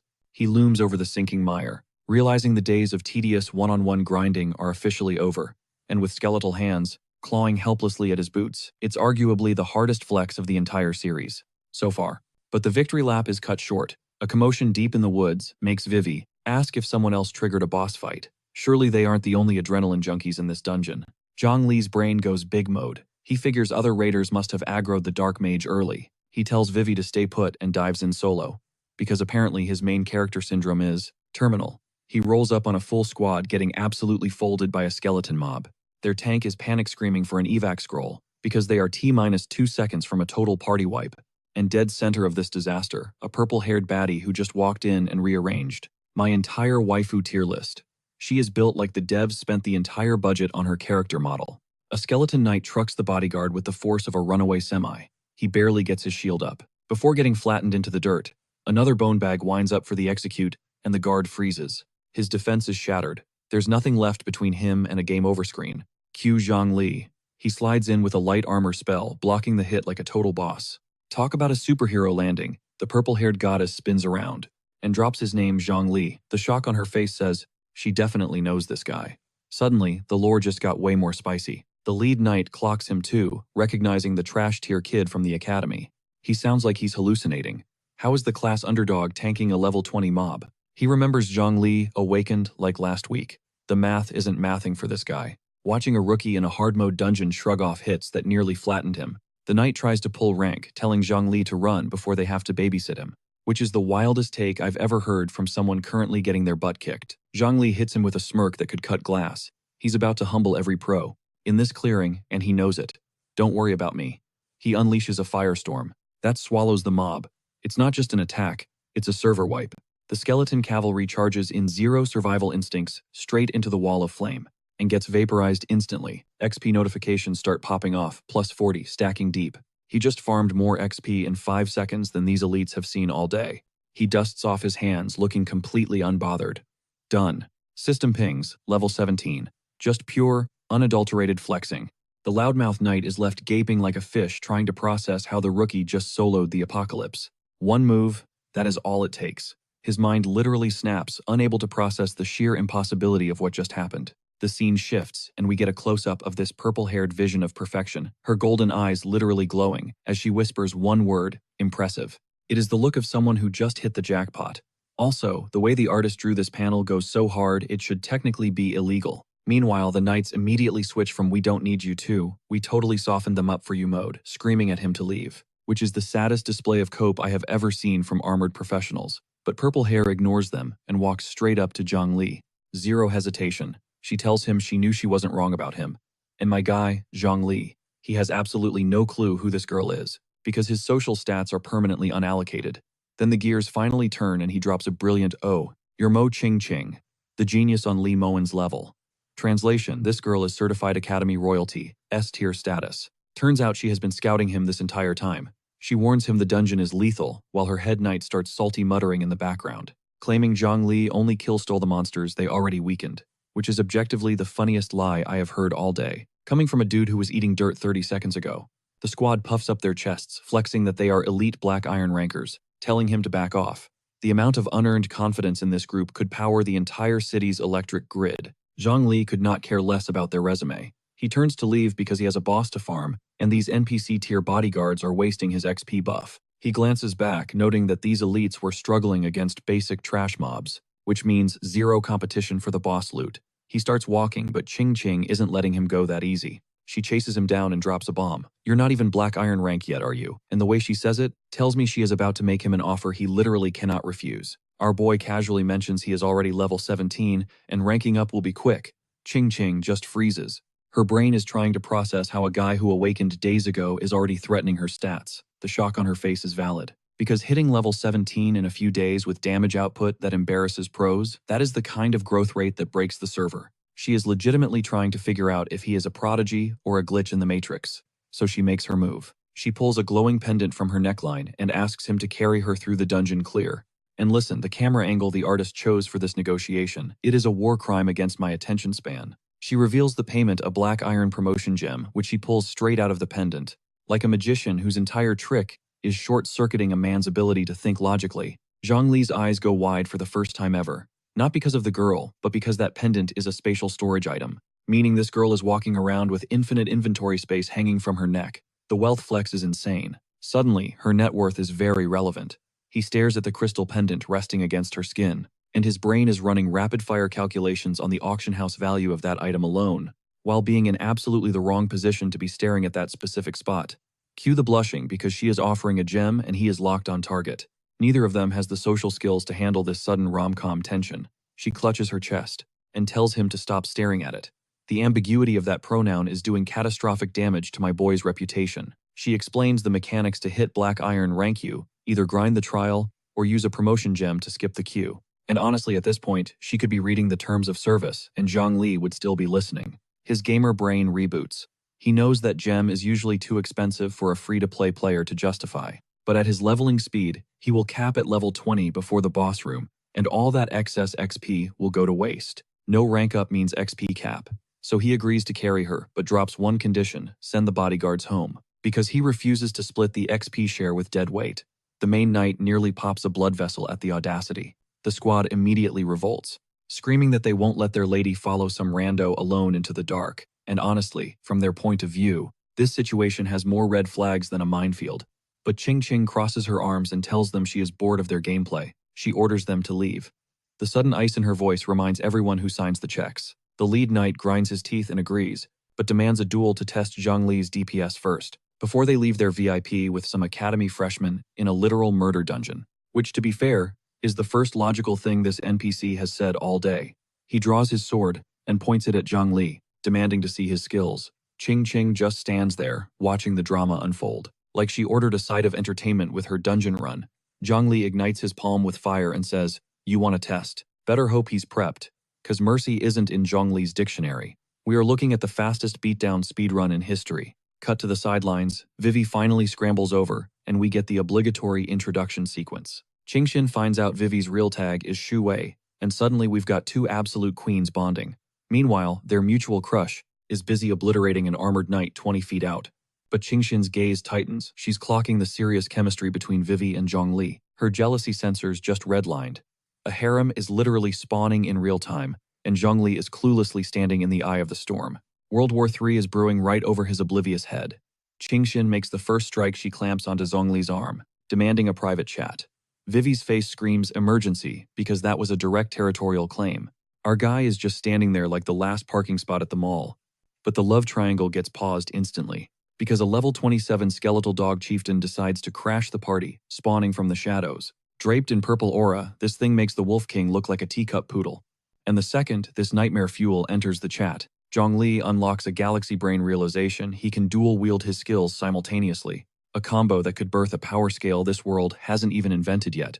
So this absolute madman yeets a fireball the size of a minivan and nonchalantly warns the knight that his attack might be a little heavy. "Just hold that for a sec, thanks." The knight raises his shield, staring up at a literal miniature sun crashing down on his soul. He's mumbling about this being a beginner mage, but the truth smacks him across the face mid-sentence. Because rookies don't conjure fireballs capable of deep-frying an entire city block. His whole career flashes before his eyes. His final words, "This is the end," said twice. You know, for the drama, because once wasn't sad enough. The fireball vanishes right behind him, and this knight, who was literally writing his obituary 3 seconds ago, has the audacity to say, "Let's call it a draw," like he had a choice. Zhongli flicks a stray ember off his finger, peaks smug energy, and tells him if he wants round 2, he's welcome to try. I have never seen Mercy look this disrespectful. Now the cope levels go off the charts. The knight spins around, claiming Zhongli's skills are commendable, but slightly weaker than theirs, adding that they're lucky he went easy on them. They bow to Qingxin and announce their exit. The velocity at which these grown men flee from a college freshman needs to be studied by physics professors. The second they vanish, Vivi teleports out of nowhere and glues herself to Zhongli, begging to tag along next time because she was shaking in her boots. Our dense hero just says he'll try his best. But Qingxin is staring at that hug, and those golden eyes are running a forensic analysis. She definitely does not recall any memo about Zhongli having a girlfriend. She is not vibing with this proximity. The girls do the official intros Qingxin mentions. She's Zhongli's classmate, while Vivi chirps that her name is Shu Wei. Meanwhile, the idiot standing between them has zero clue he's the prize in a turf war. Qingxin narrows those stunning eyes and notes their closeness. In girl code, Vivi just got promoted from random NPC to arch rival, so she snatches Zhongli's arm instantly, demanding a private convo. Vivi's jaw hits the floor so hard, it basically unhinges. The escalation is vertical. Qingxin pivots to asking about his troubled awakening, and this absolute brick looks her dead in the eye and claims he's just an ordinary mage while standing next to a girl whose outfit is actively assaulting my attention span. Then he drops the line, "You don't need a special class to be OP." The way she gazes up at him, oh, that line landed exactly how main character dialogue is designed to hit. He flashes a cinematic close-up smirk and adds that he has his own methods. I need this man to realize he is accidentally speed-running a romance route without a walkthrough. A beat later, he pops a lightness spell and gets back to the grind. Because romance is fleeting, but XP is eternal. He starts deleting skeleton mobs left and right, plus 40 XP notifications are popping off like confetti. System pings. Level 18 reached. He's treating this dungeon like a gym session. Meanwhile, Vivi and Qingxin are camping in a bush, watching the forest turn to ash. Qingxin asks, is he always this intense? And Vivi admits it freaked her out at first too, like they're talking about a hyperactive golden retriever. But Qingxin's tactical brain engages, she notices. Zhongli's spamming basic starter skills, yet his damage output is hitting legendary numbers, and the math just isn't mathing. It's a total glitch in the system, but things are about to go from weird to absolutely spicy. Because finally, the level 27 Skeleton Knight Commander steps out of the gloom, mounted on a terrifying skeletal warhorse. This thing is dripping with enough purple dark energy to power a nightmare factory. But Zhongli, he sees that boss tag, and his eyes light up like it's Black Friday, and he just spotted a 90% off sticker. He drops a swamp magic circle, and casually asks if there's more where that came from. Dude is treating a dungeon raid like he's ordering fast food. The commander charges with its bone cavalry, and Zhongli drops the coldest line. Doesn't matter how many show up, they all fall the same. That's the kind of main character energy that either wins wars or gets you one-shotted. The swamp spell instantly turns the floor into quicksand, gluing every minion in place with zero effort. Zhongli flexes, announcing that as long as his crowd control game is on point, this calcium crew is absolute trash to him. But the commander isn't having it. It rips free from the muck and locks its glowing red gaze on him with lethal intent. Screaming, "I am not an NPC," it blindsides him, slamming its skeletal mount into him at Mach speed. The impact sends Zhongli flying because he seriously underestimated the agility of a creature that literally has zero muscles. He gets ragdolled through the air, and Qingxin screams his name, signaling that this raid just went from easy mode to critical condition. Then the commander pivots hard toward the girls because apparently its AI is programmed to target the backline squishies. Vivi is freaking out because a mounted undead warrior just put them at the top of its kill list. But Vivi clutches up, stepping forward to draw aggro, and telling Qingxin to go help Zhongli while she stalls. Pay attention because this girl just volunteered to face tank a boss 10 levels above her without blinking. Qingxin looks petrified, admitting she's shaking in her boots, but you can see the resolve hardening in her eyes. She's going to push through the fear. That split second of bravery just made me respect her more than every high-level player combined. But before they can do anything reckless, a massive ice lance tears through the clearing, and Zhongli's voice cuts the tension, telling them to stand down. The spear connects perfectly with the commander's skull, cracking its helmet open like a piñata at a birthday party. Zhongli is already back on his feet, staff gripped tight blue mana, crackling around him like a shonen protagonist. The hit didn't hurt him, it just pissed him off. Qingxin stammers, asking if he's okay, as if she didn't just watch him get trucked by a horse. Turns out his lightness buff was active, dampening the blow. If not for that, he'd be a stain on the wall right now. Plot armor really came through with a clutch save this time. He takes a beat to realize this boss has ranged capabilities he didn't account for. A nasty cut on his cheek confirms that this fight is actually going to require some skill. Vivi rushes in immediately, dropping a healing spell on him. Honestly, her keeping the team alive in these clutch moments is the only reason they haven't faced a game over screen 3 times already. Fully healed, Zhongli dashes back at the commander, moving in a blur of blue light because apparently near-death experiences are just pre-workout for this lunatic. Then Qingxin pulls off something insane. She clasps her hands and channels a golden light. So blindingly radiant, it turns the battlefield into a holy sanctuary. She starts chanting buffs for the team, while debuffing the enemy. The art style here literally makes her glow like a goddess, which is honestly a personal attack on my heart rate. That golden light detonates across the forest like someone just set off a miniature sun. The commander and its mount start staggering under the holy pressure. Someone shouts that this is the window. Perfect timing for a wombo combo. Zhongli charges an arc lightning spell, wrapping himself in enough voltage to jumpstart a city. This panel goes so hard, it deserves to be your desktop wallpaper. He fires that holy infused lightning straight through the commander, a billion-volt eviction notice ripping through everything in its path. Both Zhongli and Vivi are shocked by the numbers, with him gasping at the damage spike, and Vivi realizing it's the blessing of holy light, supercharging his stats. Vivi goes full nerd mode, breaking down the mechanics. The blessing adds holy damage, applies vulnerability and blindness to enemies, and multiplies the party's DPS exponentially. Realization dawns on Vivi. Qingxin has the hidden holy priest profession, which means this purple-haired quiet girl is actually rocking the most broken S-tier support class in the entire game. She was hiding a meta-defining build behind those innocent eyes the whole time. Is there anything about her that isn't premium grade? But the commander shakes off the paralysis and starts regenerating because level 27 bosses don't go down without a phase 2. Aesthetics be damned. Zhongli instantly screams for Qingxin to refresh that buff. Vivi starts ramping up the magic DPS, and suddenly this 3-person squad is syncing up like a pro league raid team that's been grinding together for seasons. But the commander flips the script, abandoning defense to blitz the backline. realizing if it can't nuke the carry, it's gonna delete the support mains first. The commander brings its colossal weapon down, with the weight of a skyscraper, absolutely pulverizing the bedrock on impact. But Qing and Zhongli catch the strike dead in its tracks with a shimmering barrier of holy energy. The boss recoils roaring. Impossible completely shook that this discount party just tanked a one-shot kill mechanic. The counterattack cracks the commander's skull open, and for the first time, this monster lets out a scream of legitimate agony, because hitting undead with holy damage is basically hacking. A massive pillar of light blasts through the forest canopy, bright enough to be seen from the login screen, looking like a AAA budget cutscene. When the debris clears, the commander is wheezing, barely standing, as its HP bar gets absolutely deleted. This shattered bone pile has the nerve to yell, "Stop searching," trying to stall the wipe, but Zhongli has already locked onto his target. Our MC drops from the heavens like a tactical nuke weapon primed and roars.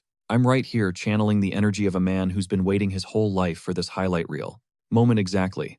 The finisher slices through the commander like a hot knife through butter, sending shockwaves through every bone until there's nothing left to respawn. Zhongli sticks the superhero landing amidst the wreckage and calls the win. That level 27 nightmare just got downgraded to a footnote in his farming log. The system floods his vision with loot notifications. Level 20 attained, plus a C-grade skill book, Bone Spear, a homing projectile spell. But here's the snag, his skill slots are capped, forcing him to choose which ability to trash.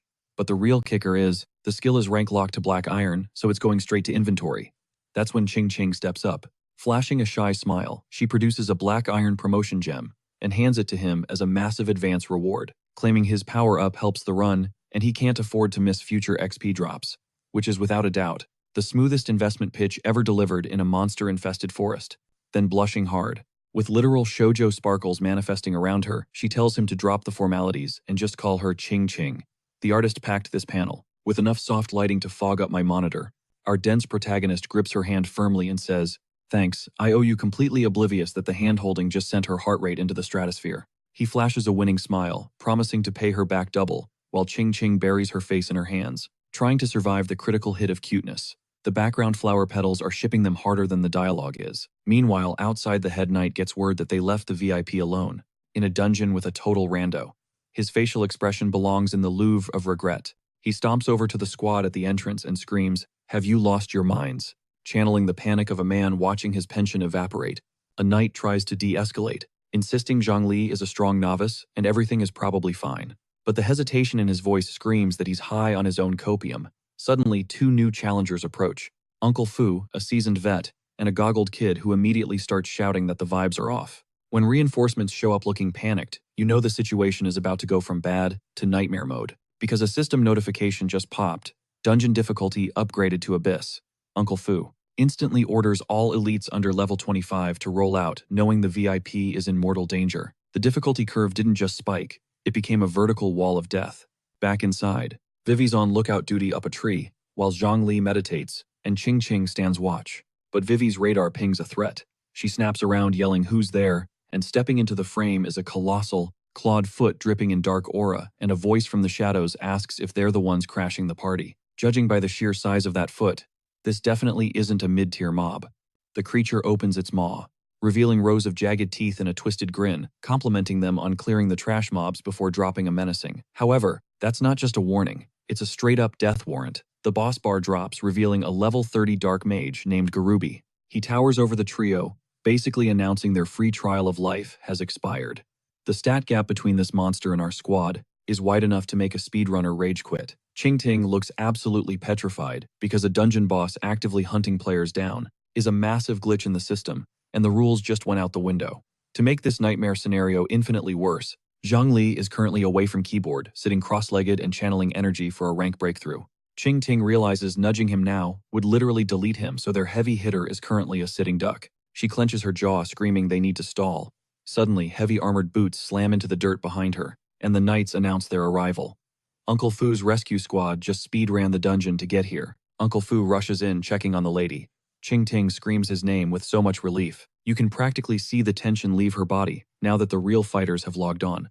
The backup squad charges the boss instantly, and even Garubi pauses, muttering reinforcements, clearly realizing this demon wasn't expecting a full raid party to crash his 3-person ambush. But honestly, Garubi looks bored. He calls them annoying pests and starts spamming Rock Spike because a level 30 boss treats backup dancers like appetizers. Jagged purple crystals explode from the earth, trying to skewer every knight, at once sending bodies ragdolling in every direction. The lead knight drags himself out of the debris, taunting the boss's rank, claiming that's all he's got. This is the second time this guy has trash-talked. An enemy way above his pay grade, and I'm convinced he has a death wish. Garubi's clapback is summoning a massive sphere of pure void above the knight, blotting out the sky. The guy looks up, whispering a terrified what, and from that black hole, drops something that makes the skeleton knight commander look like a level 1 slime. A colossal demon body slams into the arena, hitting hard enough to turn the ground into a crater. The system tags it as a lower demon lord, and the beast roars, "Who dares summon me?" Goggles guy screams the name in pure panic because a deep abyss demon just turned this hard mode fight into an impossible one. Garubi drops to one knee, telling the demon, "My lord, these souls are the tribute I offer you." This boss just sold out every human in the room as a snack for a monster 3 weight classes out of their league. The demon side-eyes the humans and sneers, "Merely these mortals," giving the energy of someone who just unwrapped a pair of socks for Christmas. It laughs, claiming, "They aren't even enough to floss my teeth with." Meanwhile, the knights and mages are mentally checking out, muttering, "It's over, we're cooked." Honestly, the vibe check just failed miserably across the board. But then a calm voice slices through the doom, asking, "Who exactly is becoming a sacrifice?" The demon spins around, confused that someone in this buffet line just spoke to it like a minor inconvenience instead of a god. Zhongli stands up fresh from his breakthrough, with a system notification flashing, promoted to Black Iron level. His skill slots just upped by 1, and he unlocks the ability to dual cast. He tells the squad to lock in because the game just changed. The camera zooms on his glowing blue eyes as he declares the winner hasn't been decided yet. That close-up holds more aura than every knight in the dungeon combined. Uncle Fu clocks the Bone Spear spell as a deep abyss technique, wondering who this mystery kid is but still doubting what a solo Black Iron mage can do against a raid boss. What he does is launch a volley of bone spears straight at the demon lord, airmailing a death wish right to its face.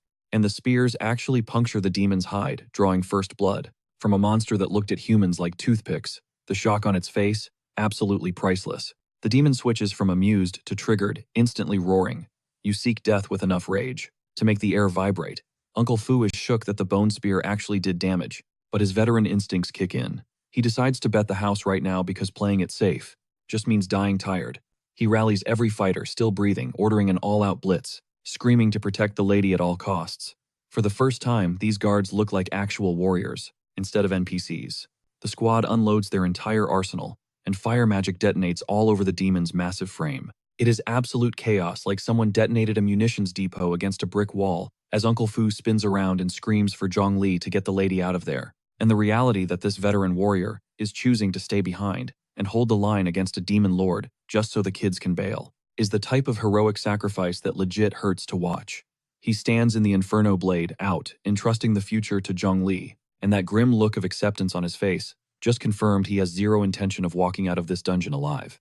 But Garubi is done playing with his food and charges a purple energy blast so massive it literally warps the atmosphere around it. He is screaming about crushing ants because this final boss just decided recess is permanently cancelled, and the energy nuke goes off, covering the entire battlefield in a wall of purple annihilation.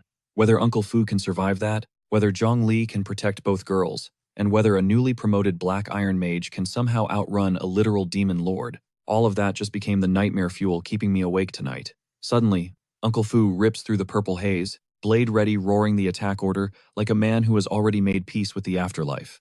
And the collision between his golden slash and the demon's purple apocalypse shakes the entire arena like two gods settling a beef. When the smoke clears, Uncle Fu is still standing, gasping for oxygen, his sword shaking in his grip. Purple residue is crackling all around him. But the old man is bleeding through his armor and cursing the demon through clenched teeth, because he put 100% into that exchange and it barely scratched the surface. So Uncle Fu does what any real MVP does. When the math stops mathing, he decides to burn his entire kit on one final ultimate move to buy the lady some time, even if the cost is his life.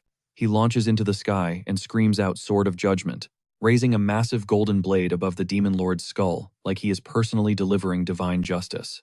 And the blade actually connects with the demon lord's guard, sending golden sparks flying off its armored skin while the monster stumbles back, legit caught off guard. But the counterattack slams into Uncle Fu before he can even celebrate the hit, shredding through his defense and sending agony through every single fiber of his being. The demon lord grips Uncle Fu's head like a basketball and asks if that is really all he has got. And the size difference alone makes this look like a grown man disciplining a stray cat.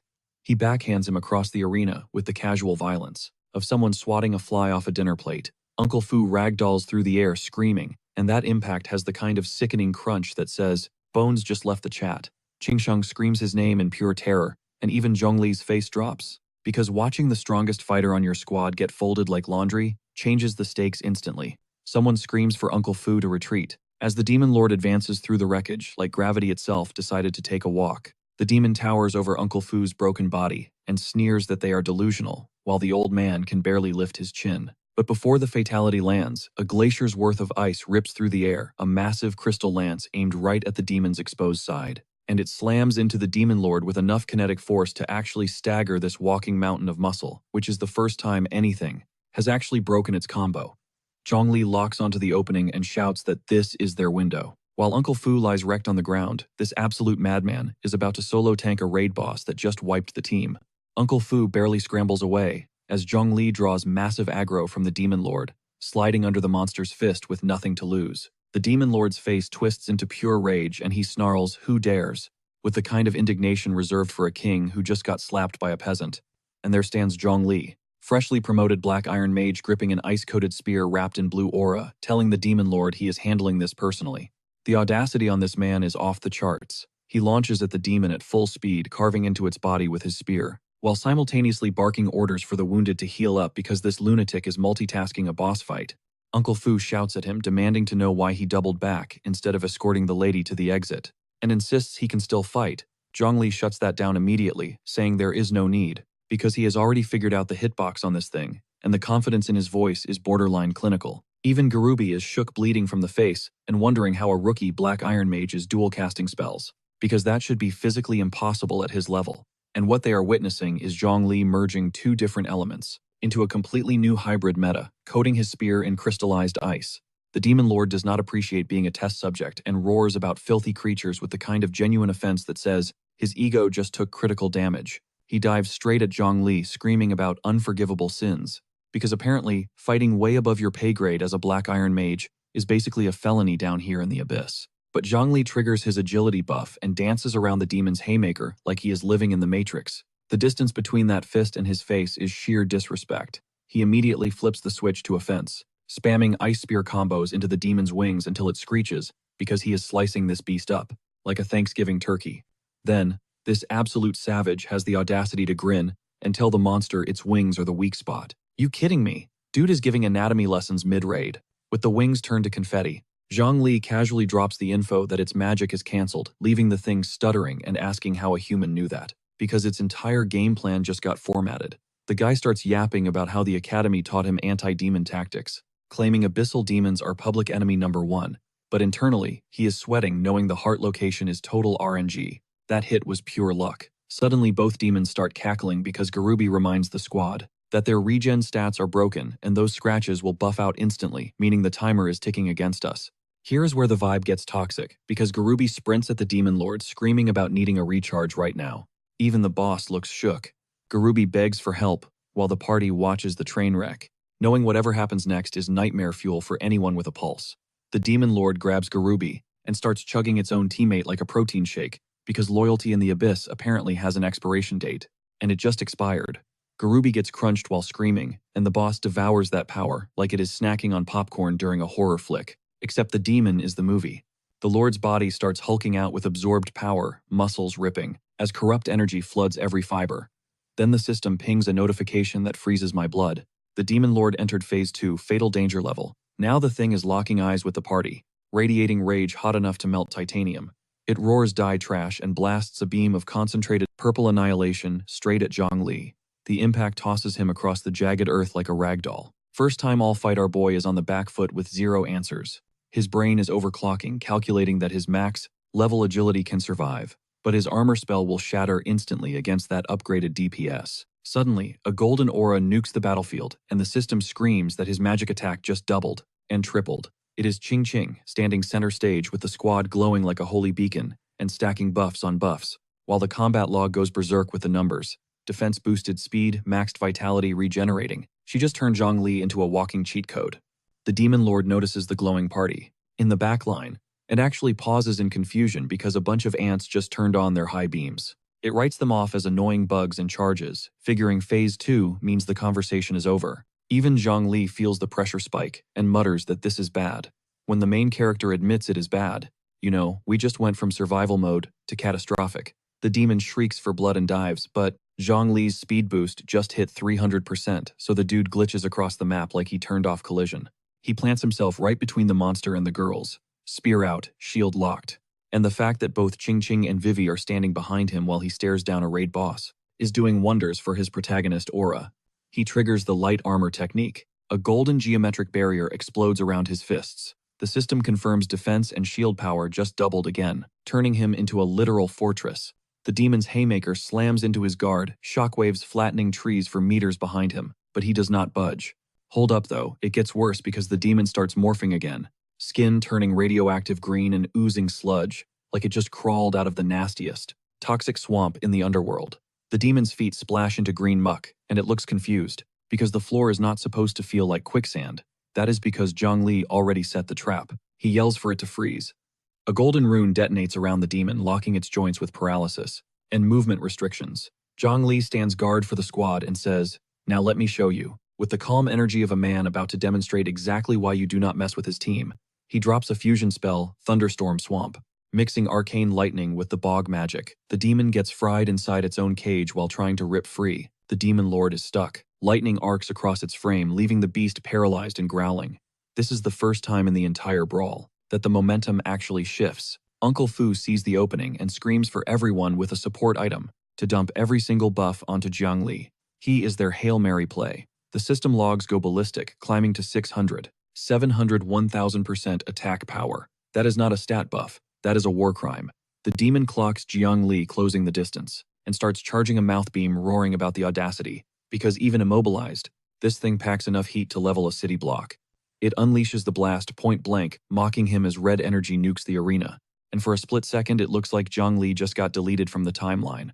But our boy rips through the inferno with a flaming spear. Using a technique so cracked, the fire spirals around his weapon like a drill, aiming dead center at the demon's chest. Impact. The fiery spear punches clean through demon flesh, and yeah, that 1000% attack buff is definitely doing the heavy lifting. The demon shrieks petty tricks while swiping at him, but calling a spear through the ribcage petty proves this thing's ego has its own zip code. A volley of fire-infused bone spears launches like a missile barrage, targeting every vital spot Zhongli can see. And they all connect, drilling into the demon from multiple angles, while blood sprays like a fountain. Finally, this monster looks mortal. Then Zhongli spots a tell, and casually points out the demon is guarding its head with way too much effort. The demon scoffs. What does it matter if you know, while frantically blocking an explosion that just rocked its skull? That is the verbal equivalent of standing in front of a secret safe and shouting, "Nothing to see here." Zhongli drops his newest combo right on the demon's face. Explosive bone spear, a nasty fusion that detonates inside the wound, like a grenade in a mailbox, and the demon's head vanishes behind a wall of fire. He follows up instantly, with a massive ice lance formation, screaming that this is his moment, and drives the frozen payload straight at the exposed demon heart. The lance detonates deep inside the beast, and the scream that follows shakes the entire dungeon to its bedrock. Vivian and Goggle Kid peek out from cover, trembling, asking if it is finally over. And honestly, I need it to be over because my heart rate has been redlining for the last 40 panels. It is not over. A glowing red eye cuts through the smoke, and the demon starts laughing. And that single eye holds more menace than every villain I have ever streamed. The demon steps out of the dust, sneering. Too bad. Too bad. It still towers over Zhongli, who looks absolutely microscopic next to this beast, and the demon lord clearly has enough HP left to talk trash. It gloats that their best shot just failed, and they blew it. It yanks the ice lance out of its body like it is pulling a splinter from a redwood tree. But then, its voice cracks. It notices the wounds are not closing. It starts screaming, "What have you done to me?" And let me tell you, the panic on a demon lord's face is a whole new flavor of satisfying. Zhongli's face fills the frame, with the smuggest grin I have ever seen on a black iron mage. He shrugs. It is just a simple slowing spell. This dude poisoned the demon's healing factor while it was busy monologuing. That is the coldest play of the entire series, hands down. The demon calls him despicable, asking if he really thinks cheap parlor tricks can stop a demon lord. But the sweat pouring off its face says those tricks are working perfectly fine. Zhongli raises a hand crackling with ice energy and casually asks, "Oh, don't tell me," wearing a grin that belongs on someone. About to deliver the worst news of the demon's very long life. He asks if the demon really thought he only fired one shot. Suddenly ice lances hidden in every blind spot light up, and skewer the demon from 6 different directions at once, like a scheduled demolition. The lances detonate through the demon's core, in perfect sync, and it chokes out a final how could as its body ruptures from the inside out. And this is what happens when you sleep on the quiet kid who actually studied for the test. The demon lord explodes in the background as Jiang Li stands there simply saying, "Done." The system casually announces he just jumped 5 levels to level 25, because apparently, soloing a demon lord comes with premium XP packages. The whole squad celebrates as level-up notifications rain down like confetti. 2 levels each across the board. Vivi screams that the nightmare is finally over. That demon lord just became the most profitable piñata in dungeon history. Uncle Fu watches Jiang Li from the sidelines, noting that this kid is destined to become a world-shaking powerhouse. And for now, they need to stay on his good side. Smart man. Just mentally upgraded Jiang Li from hired help to must-have portfolio asset. Meanwhile, our boy is running the numbers, realizing Black Iron Scrubs physically shouldn't be able to dual cast. He's wondering if maxing out his skills triggered some broken, hidden passive. Dude literally bugged the game logic, and doesn't even have the patch notes to explain why. Then the 2 bodyguard knights start yapping, claiming that, with those buffs, they could have clapped the demon too. That is the purest uncut copium I have ever seen from NPCs in my life. Vivi and Ching Ching slide up to Zhang Li. Ching Ching tells him to tune out the background noise, while Vivi admits they'd be toast without him. Post-boss fight, 2 girls cornering the hero. The harem protocol is executing perfectly.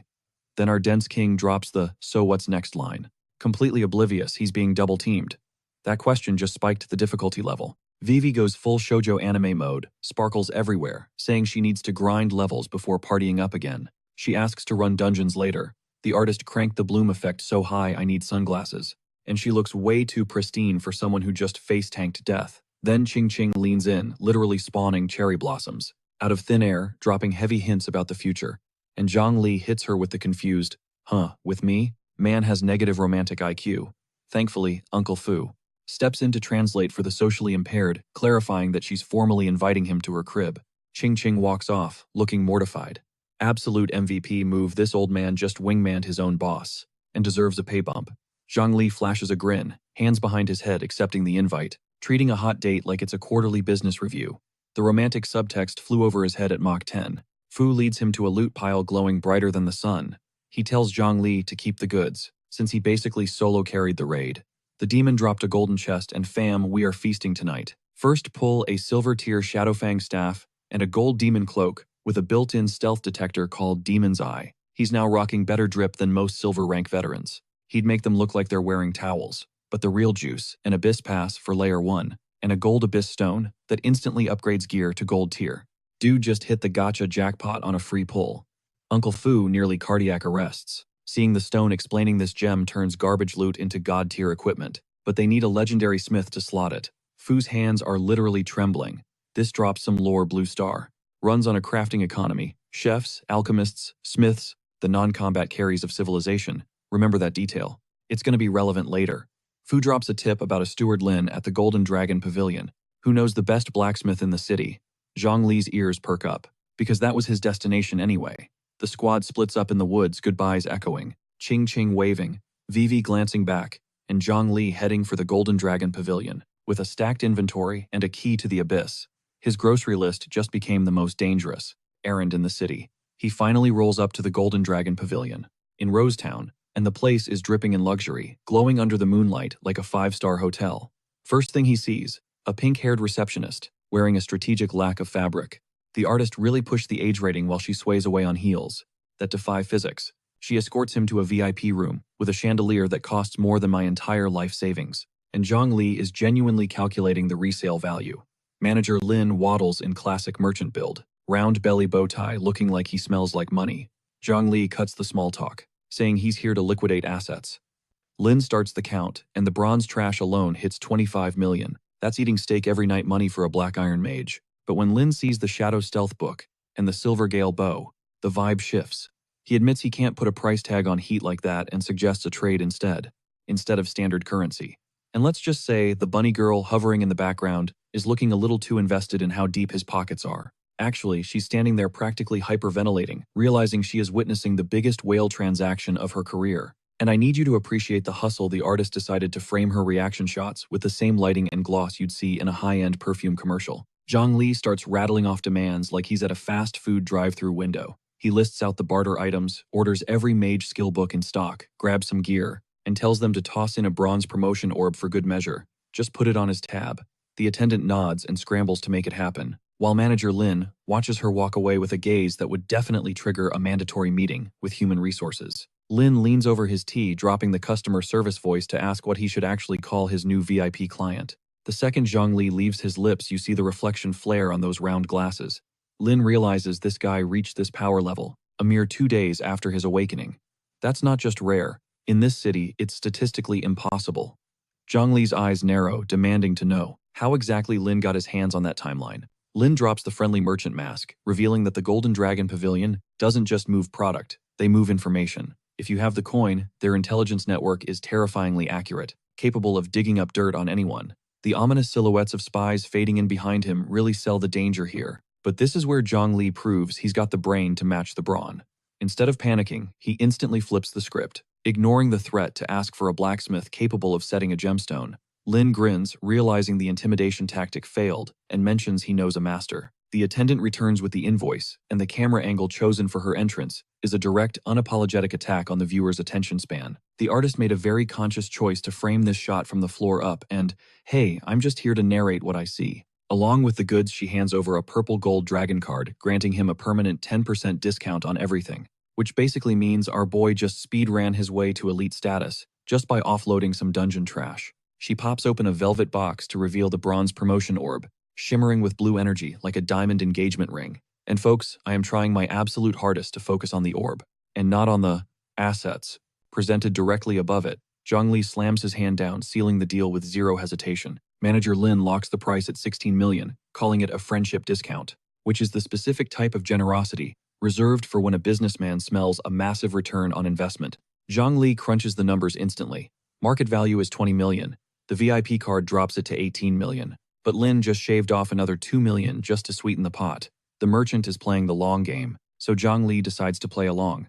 He tells Lin that from this day forward, the pavilion gets first dibs on all his loot. Lin is beaming like a kid on Christmas morning, knowing he just secured exclusive rights to the fastest rising star in Jin City. He throws in a bonus lead. A gold-tier craftsman named Wang Yun is currently in town, staying at the Wensheng courtyard on the east side. All he has to do is name-drop Lin. Meanwhile, the attendant is still posing there, making sure we don't forget she's part of the scene. Zhang Li offers to pay for the info, but Lin waves it off like it's pocket change. Don't be fooled, though. That freebie is a calculated investment in Zhang Li's future returns.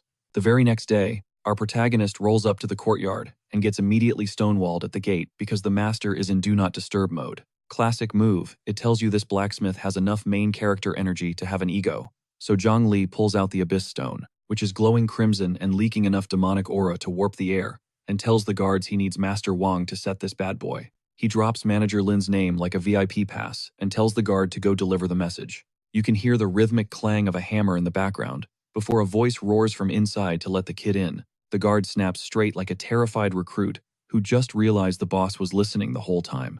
And there he is, Master Wang Yun. The guy is built like he's been bench pressing anvils since the dawn of time. Shirtless, absolutely shredded, sporting a red beard and a headband that soaked up a lifetime of forged sweat. Zhang Li tries the diplomatic approach, buttering him up about being the top smith in the city. Wang Yun isn't having it, cutting right through the fluff to ask about the job, because a man this jacked doesn't have time for small talk.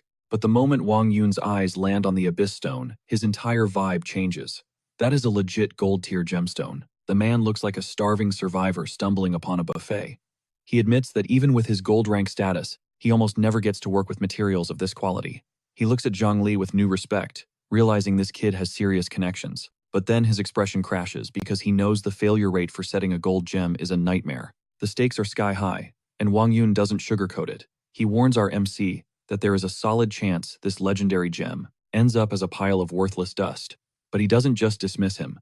The blacksmith locks eyes with pure conviction and drops a side quest. He's got a masterpiece weapon collecting dust because it is missing one final crucial piece to wake it up. The fang of a thunder crocodile leader.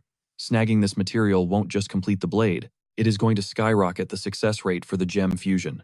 Zhang Li asks if he needs to go hunting, and the smith drops some intel. It is not that simple. This thunder crocodile leader is a genius-level beast that camps out deep in the thundering marsh and actively ghosts anyone above black iron rank. That means every high-level hunter who goes in looking for a fight comes back with nothing while the croc chills in the mud, living its best life. But for Zhongli, a literal black iron mage, this restriction is basically a VIP pass. He realizes he is the perfect predator for this job, and tells the smith if it boosts his odds, consider it done. This absolute madman tells Wang Yun he is rolling out immediately, and to keep the forge hot for good news. Wang Yun chuckles as the kid leaves because he definitely did not expect someone to treat a suicide swamp mission with this much hype.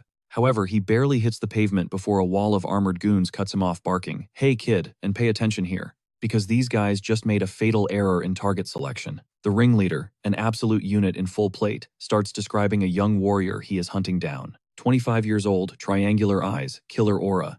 The way he talks about this target, it screams personal vendetta. Zhang Li gets a mental flash of some poor soul getting stomped in combat, and casually asks if that is the guy they mean, radiating the energy of someone who has zero time for drama. He says no, and tries to skirt around them. But the armored gorilla yanks him back by the collar, shouting, "Wait, turns out the mercenary leader's baby boy got smoked," and all clues point to a mage. Since Zhang Li is the only mage currently standing in public view, the Blood Wolf mercenary group decides he is guilty based on vibes alone and threatens to teach him a painful lesson. Zhang Li stares this mountain of muscle dead in the eye and says no means no, with the kind of ice-cold confidence you only get after solo clearing a demon lord. He spins on his heel, showing his back to them while Chen Dong watches, and that cape flowing in the wind is more disrespectful than any slap to the face. This bald clown decides that an uncooperative mage needs a dirt nap and launches after him like he is allergic to survival. The crowd starts buzzing, whispering that the big guy is Chen Dong, deputy of the Blood Wolf mercenaries, and since their heir died horribly, they are on a rampage for revenge. One brave local mutters that the Blood Wolves have been terrorizing the city for way too long and someone needs to put them 6 feet under, where they belong. His buddy immediately shuts him up because the Blood Wolf leader is a high-ranking, bronze professional backed by an army of bronze fighters ready to flatten anyone with a loose tongue, basically running these streets like a cartel. Meanwhile, Zhang Li connects the dots, realizing he just stirred up a hornet's nest. But the funny thing is, the strongest emotion he feels about a death threat is mild annoyance. He hits the thundering marsh, and the zone is a nightmare crawling with giant insects and beasts that make normal predators look like cuddly pets. This lunatic immediately treats the swamp like his personal XP farm, unleashing a massive golden magic circle that vaporizes everything in the vicinity. Rain of fire that is the spell, and it does exactly what it says on the tin, carpet bombing the swamp with napalm, until every creature in the blast zone regrets existing. He stands in the center of a burning forest wielding the Shadow Fang staff, surrounded by swirling flames. A black iron mage has no business looking this overpowered, yet here we are. The grin on his face says it all. This spell's AoE damage is monstrous, clearing mobs faster than his old arcane bolt ever could. He just unlocked God mode. Suddenly, a twig snaps nearby, and Zhang Li freezes mid-grind. His expression shifts instantly, because he senses he is being tracked. And remember, it's that Demon Cloak loot drop. Its passive skill Demon's Eye, which detects stealth units, just kicked in, and the timing is impeccable. Boom, there it is, a glowing blue silhouette crouching in the brush. A stealth assassin thinks they are invisible, but Zhang Li sees every outline of their body, like they are highlighted with a neon sign. Before he can handle the stalker, the swamp decides to join the party. A massive wave of green water explodes upward, and blindsides him, because nature apparently has a grudge today. A level 29 green-veined Serpent King towers over him like a scaled skyscraper, and Zhang Li's first thought, not even close to fear. Major buzzkill, this overgrown garden noodle isn't the thunder crocodile he was hunting. He sighs, realizing the big boss is playing hard to get. Suddenly, the Serpent King snaps at him, mouth wide open. With fangs like machetes and zero chill, the beast strikes. Zhang Li sidesteps the attack effortlessly, and starts slicing and dicing the serpent. He's trading blows with a level 29 creature like it's just a warm-up for the main event. But catch this mid-fight, the camera pans to a cloaked assassin lurking in the bushes, blade ready. So Zhang Li is soloing a boss monster, while an enemy player camps in the spectator seats waiting to third party. Zhang Li doesn't even flinch. He stares right at the hiding spot and tells the camper to quit playing hide-and-seek. The assassin freezes, completely busted. The gig is up and out walks the Blood Wolf squad led by Chen Dong. They're cackling about finally catching the runt. And oh look, a free elite monster. Talk about a 2-for-1 special. The whole crew is strapped. They're screaming that killing their leader's son is unforgivable. Chen Dong is staring at Zhang Li with murder in his eyes. The verdict is already in. Zhang Li stays ice cold. He just looks at them and asks, "You got any receipts for that claim?" Absolute coldest response to an ambush I've ever seen. Chen Dong loses it and smashes his massive weapon into the dirt. The impact cracks the ground. He drops the dumbest villain line of the year. "If I say you killed him, then you killed him. Apparently, mercenaries skipped the class on due process. Zhongli triggers a wall of glowing ice lances behind him, lighting up the swamp. How convenient, he says. He smirks like he just drew the winning card. Because guess what? The Serpent King is still very much alive. And it is ticking. The massive beast coils around the battlefield, ready to rage. Zhongli stares down the monster and the mob like a chess master. He hurls a massive ice spear, bullseye, right into the Serpent King's skull. The impact hits with enough force to shake the earth. The giant snake corpse comes crashing down on top of the Bloodwolf squad. It's like a skyscraper collapsing. These clowns scramble to dodge a boss monster they didn't even aggro. Zhongli just redirected their ambush into their own funeral. Chen Dong's squad watches in pure terror. This kid just one-shotted a level 29 elite. Their brains are literally buffering right now, trying to calculate their survival odds, which are looking slim. Zhang Li turns cloak, flowing in the wind, and casually drops the bomb. Yeah, I killed your leader's son. He says it like he's reading a grocery list. The color drains from every single face in the squad. They thought they were the predators, but they just realized they locked themselves in a cage with a monster they can't handle. Zhang Li ignites a spiraling inferno, eyes glowing demonic red through the flames. Bad news for you guys. This secret dies with you. Dead men tell no tales, and he's about to wipe the server. The Bloodwolf group is facing massive layoffs. Zhang Li hurls a fireball the size of a minivan straight into their formation. Special delivery. The clearing turns into a blast furnace as the spell consumes everything in its path. One goon is literally cooking, screaming his lungs out because plate armor just turns into an oven in this heat. Chen Dong's tough guy act is gone. He's shrieking that they're all finished if this keeps up. A little late for that epiphany, bro. The surviving members. They do the only smart thing left, drop to their knees, begging and offering up all their loot. Take it all, just don't kill us. Chen Dong looks physically sick, because not only did this kid wreck his squad, the fool also confessed to the murder. Now Chen Dong's brain is stuck between survival instinct and knowing his boss needs to hear this. But Zhang Li isn't pressing the release button. He eyes their equipment. Nice gear. Where'd you get it? These idiots start snitching on themselves instantly, spilling the tea like a plea deal. They brag about kidnapping silver rank hunters and holding them for ransom. This bald moron can't shut up. We killed a guy who fought back, stole his bronze gear, and his wife total baddie even though she was pregnant. The monster is grinning while he says it. She chose death over us. Zhang Li just says, indeed. His voice is so cold it freezes the air in the marsh. And then, he whispers the final verdict. You all deserve death. Hands down the most satisfied kill confirmation ever. I have seen some wild flexes in this series, but this takes the crown. Smash cut to the Golden Dragon Pavilion. We find Zhang Li on a video call with Lin, looking as relaxed as a guy who just finished filing his taxes. Lin asks about the gem upgrades, and our guy flashes a innocent smile. Smooth sailing, but we all know he's not calling for small talk. He needs intel on the Bloodwolf mercenary group, and the visual contrast here is absolutely unhinged. He is making a polite business request while standing in the middle of a literal graveyard. The camera zooms out, revealing that he is chatting casually, while surrounded by a sea of unconscious Bloodwolf goons, tossed around like broken toys. He asks Lin to rush the order, and Lin practically chokes on air. The broker recognizes that name instantly, and the color draining from his face says everything about how dangerous the Bloodwolf crew is.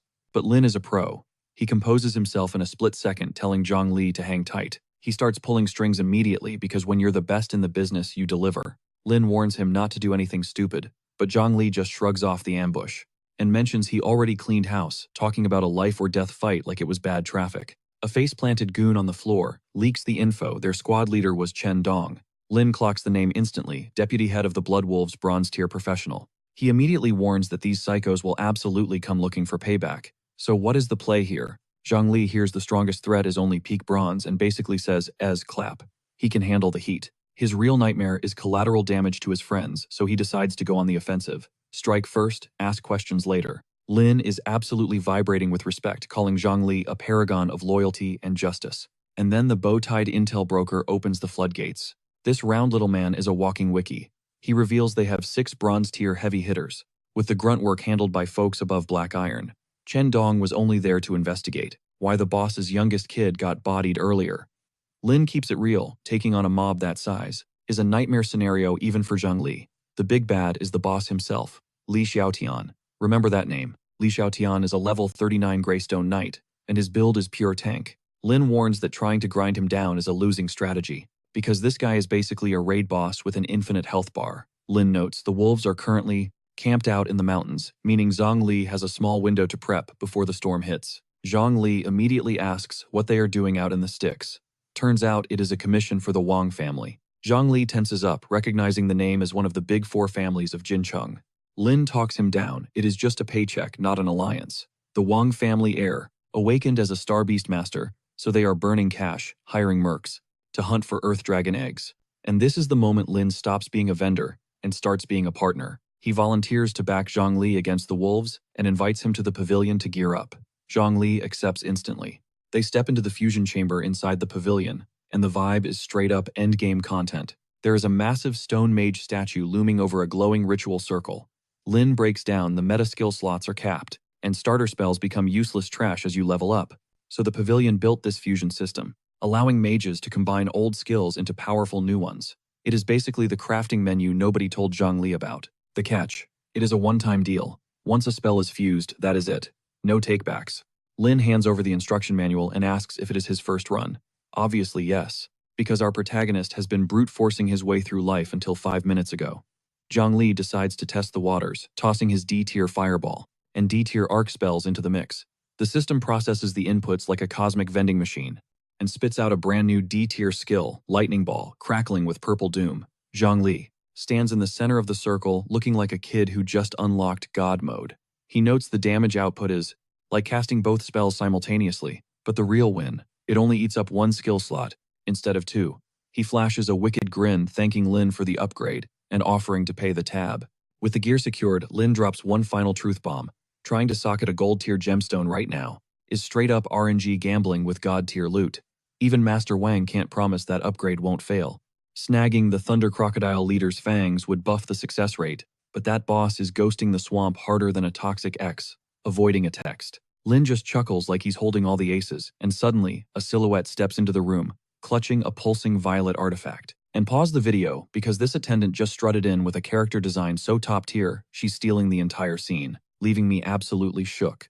Turns out she's holding the ultimate cheat code, special bait designed to drag that cowardly crocodile leader into the spotlight. Master Wang originally put a bounty on it, but since he ascended to gold tier, his aggro range is too high for the boss to bite, meaning this legendary loot is falling right into Zhang Li's lap. Zhang Li is buzzing, calling Lin the MVP, and Lin confirms the Bloodwolf gear Zhang Li pawned off didn't just cover the bill, it left him swimming in cash.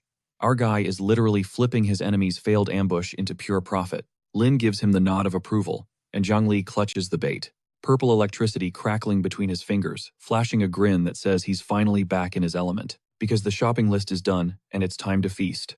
Cut to the Thunder Marsh, where Zhang Li yeets the bait into the murk and starts speed clearing the trash mobs while waiting for the server boss to spawn. Suddenly, the water begins to boil, hissing with erratic voltage, and a massive presence stirs from the deep. A jagged bolt of lightning rips from the surface and shatters the sky, proving that whatever just swallowed the hook is absolutely livid about the wake-up call. Zhang Li's eyes flare with manic joy, because the wait is over. The Thunder Crocodile leader has finally entered the chat. A level 33 catastrophe. The beast erupts from the sludge, a titan of scales and fury, and Zhang Li mocks it for hiding this long. Gripping his staff as the hunt officially kicks off, the crocodile launches a strike, jaws gaping wide enough to crush a truck, but Zhang Li meets the charge head-on, his Shadow Fang staff, radiating purple death as he clashes with a level 33 natural disaster. He triggers light body technique, blurring into a streak of motion. Vaulting over the Leviathan like gravity is just an optional setting he toggled off. He slams the staff down with a kinetic impact that would flatten an Iron Rank Pro, sending shockwaves rippling through the mud violently. Zhang Li stares down the beast and tells it, "You pick good opponents," which is the ultimate flex before a beatdown, adding, "But today you picked the Grim Reaper." He unleashes a storm of ice shards into the monster's hide, spamming attacks like he's trying to break the DPS meter. The Thunder Crocodile roars and convulses. As the frost bites, deep arcs of lightning spraying wildly, because this boss isn't folding without a fight. The collision of frost and voltage triggers a blinding detonation that engulfs the whole zone. Zhang Li barely tanks the AoE blast by popping light armor technique at the last frame, and even then, he's gasping for air, having nearly been deleted by a lightning tail whip he didn't track. Deciding its finishing time, he conjures two colossal ice lances that orbit him like a freezing vortex, before firing them point blank at the croc's skull. The spears hammer into the beast, sounding like thunderclaps on impact. But the crocodile eats the damage its armor, proving absurdly tanky, and Zhang Li realizes external DPS isn't going to pierce this oversized lizard's defense. So if the front door is locked, this absolute madman decides to break in through the window. The glint in his eye screams insanity. He sprints straight at the gaping maw with a fireball charging in his palm. because apparently diving into a monster's mouth is just a casual Tuesday for him. He jams his staff down its throat and shouts, "Chew on this," while detonating the magic directly inside its gullet, executing arguably the most disrespectful crit in boss fight history. The fireball blooms inside the crocodile's skull, and the beast shrieks in agony, because scale armor doesn't help when you're exploding from the inside out. Jiang Li follows up with a savage slash carving through the softened scales while the croc is reeling from the internal barbecue. He casts sluggish technique to crowd control the beast, because now that the armor is compromised, there is zero chance he's letting it reset or flee. The crocodile's massive frame instantly locks up, the debuff locks in, and the beast starts thrashing, realizing it's getting cooked from the inside out, while paralyzed legitimately. The most horrific way for a boss monster to check out. Jiang Li looms over the twitching creature crackling with voltage, and decides to drop a physics lesson. Electricity buffs fire damage. The fact that this gator decided to scream at him just saved him a ton of work. He jams his staff straight down the crocodile's open gullet, and thanks it for the assist, because this guy handles life or death boss raids like a boring shift at a call center. He triggers the finisher right down the throat, blasting the reptile's internal organs into confetti with a single, catastrophic strike. Double level up, pushing Jiang Li to level 127. But watch this. He fuses the bone spear and ice arrow skills to forge the ice lance, a move that keeps the insane single target damage of the arrow but adds the nasty debuff from the spear, all taking up just one slot. Dude is literally min-maxing his build mid-fight. He's already theory crafting new combos since. The fusion system basically gave him the green light to engineer the ultimate custom lethality kit. The thunder crocodile lies there, lifeless jaw unhinged, while Jiang Li stands there, wondering how to harvest the loot before he just decides to rip the teeth out by hand. The visual contrast between him and this massive dead lizard is actually hilarious. Cut to later that night, Jiang Li is chilling on a bench outside Master Wang's shop in Rosetown, listening to the rhythmic clinging of metal inside. Our guy actually falls asleep, proving that even god-tier monster hunters need a power nap after carrying the team. Suddenly, the door flies open, and Wang Yun storms out, shirtless and manic, screaming that it's finished. He looks like an artist who just painted a masterpiece and is about to explode from hype. Jiang Li asks for the verdict. Wang Yun is grinning ear to ear, claiming the fit is perfect, zero defects. Then the stat sheet drops. Golden Abyss Staff, Gold Tier, 450 spell penetration, plus a passive called Demon Mark that tags an enemy, making the next hit deal quadruple damage. Jiang Li lets out a nervous chuckle and confesses it was his first time looting a corpse, which is why those crocodile teeth looked like they were extracted with a jackhammer. But Wang Yun doesn't give a damn about the messy harvest, because the staff's penetration stats are broken and the raw materials did their job. He hands over the weapon like he's passing a torch. Jiang Li grips the Golden Abyss Staff, the red gem pulsing ominously in the dark, and notes that they are finally ready for the real show. The terrifying calmness in his tone says he's prepared to solo an entire army, right on schedule. A holoscreen flickers to life. It's Lin. Jiang Li and Wang Yun stare at it, realizing the universe has impeccable comedic timing. Jiang Li taps accept, knowing that when your private spy rings, this late at night, it's not to ask about the weather. Lin drops the bomb. The Bloodwolf Mercenary Corps is raiding the Earth Dragon's lair tomorrow. Coordinates attached. Jiang Li thanks him instantly, proving that investing in this info network was the best money he ever spent. His gaze turns icy as he declares, "Time to delete the Bloodwolf mercenaries from the server." That is the look of a man who spent 24 hours grinding gear just to wipe a guild off the map. You do not want to be on his hit list right now, straight up. Meanwhile, over at the Bloodwolf camp, deep in the Blackstone Mountains, the vibes are absolutely rancid. Someone just delivered bad news to the boss Li Xiaochen, who is standing there in red armor, looking like he just saw a ghost. His second-in-command Jiang Zhe spills the tea. Third brother messaged that he found Zhao Kang's killer, tried to gank them, and then ghosted. The suspect, some young mage. Xiaochen's expression goes pitch black, as he rages that a rookie caster would dare disrespect the Bloodwolf name. The anger is real, because this guy just lost 2 lieutenants to the same random player. But here's the plot twist. Instead of blindly rushing out for revenge like a typical baddie, this dude actually uses his brain. He decides his promotion to silver rank takes priority over payback. Cold-blooded, for sure. But honestly, it's the first high IQ play a villain has made all series. He orders a full recall, and the troops start moving because when the big boss speaks, you jump.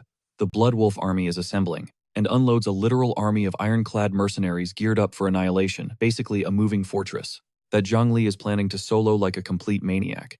The massive formation stomps through the mountain pass, with Xiao Tian strutting in the lead, looking intimidating enough to make you sweat if we didn't know the horror waiting for them. But guess who is already shadowing them from the tree line like an apex predator stalking a herd of deer, that is blissfully unaware it is on the menu? Zhang Li melts into the bark, eyes locked on the convoy, confirming that yes, that is Li Xiaotian down there playing scout before he commits to wiping an entire faction off the map. Down with the Bloodwolves, Xiaotian launches into his main character monologue, hyping up the grind his brothers put in because they finally pinpointed the Earth Dragon's spawn point, and today they are cracking that loot box open. This clown has zero clue he is giving a pep talk to a walking graveyard. He swears once he hits silver rank, he is going to hunt down his squad's killer and skin them alive, which is a massive flex, considering the killer is currently breathing down his neck from 30 feet away. Xiaotian goes full anime villain mode, vowing to make their enemies experience maximum pain, promising he is the ride-or-die leader who never leaves a brother behind. And honestly, the speech slaps. If you ignore the fact that every word coming out of his mouth is going to age like milk in about 20 minutes, the squad eats it up, chanting "Long live the leader," fist-pumping, like they are marching to Valhalla instead of straight into a meat grinder, operated by Zhang Li. Zhang Li watches this circus from the shadows and decides the game plan is basic. Let them draw aggro, let them soften up the Earth Dragon, and when they are gassed and broken, third-party the fight. That isn't just strategy, that is high-risk investment banking with a body count. The Bloodwolves breach the Earth Dragon's lair, and looming in front of them is a beast that makes the Thunder Crocodile look like a plush toy.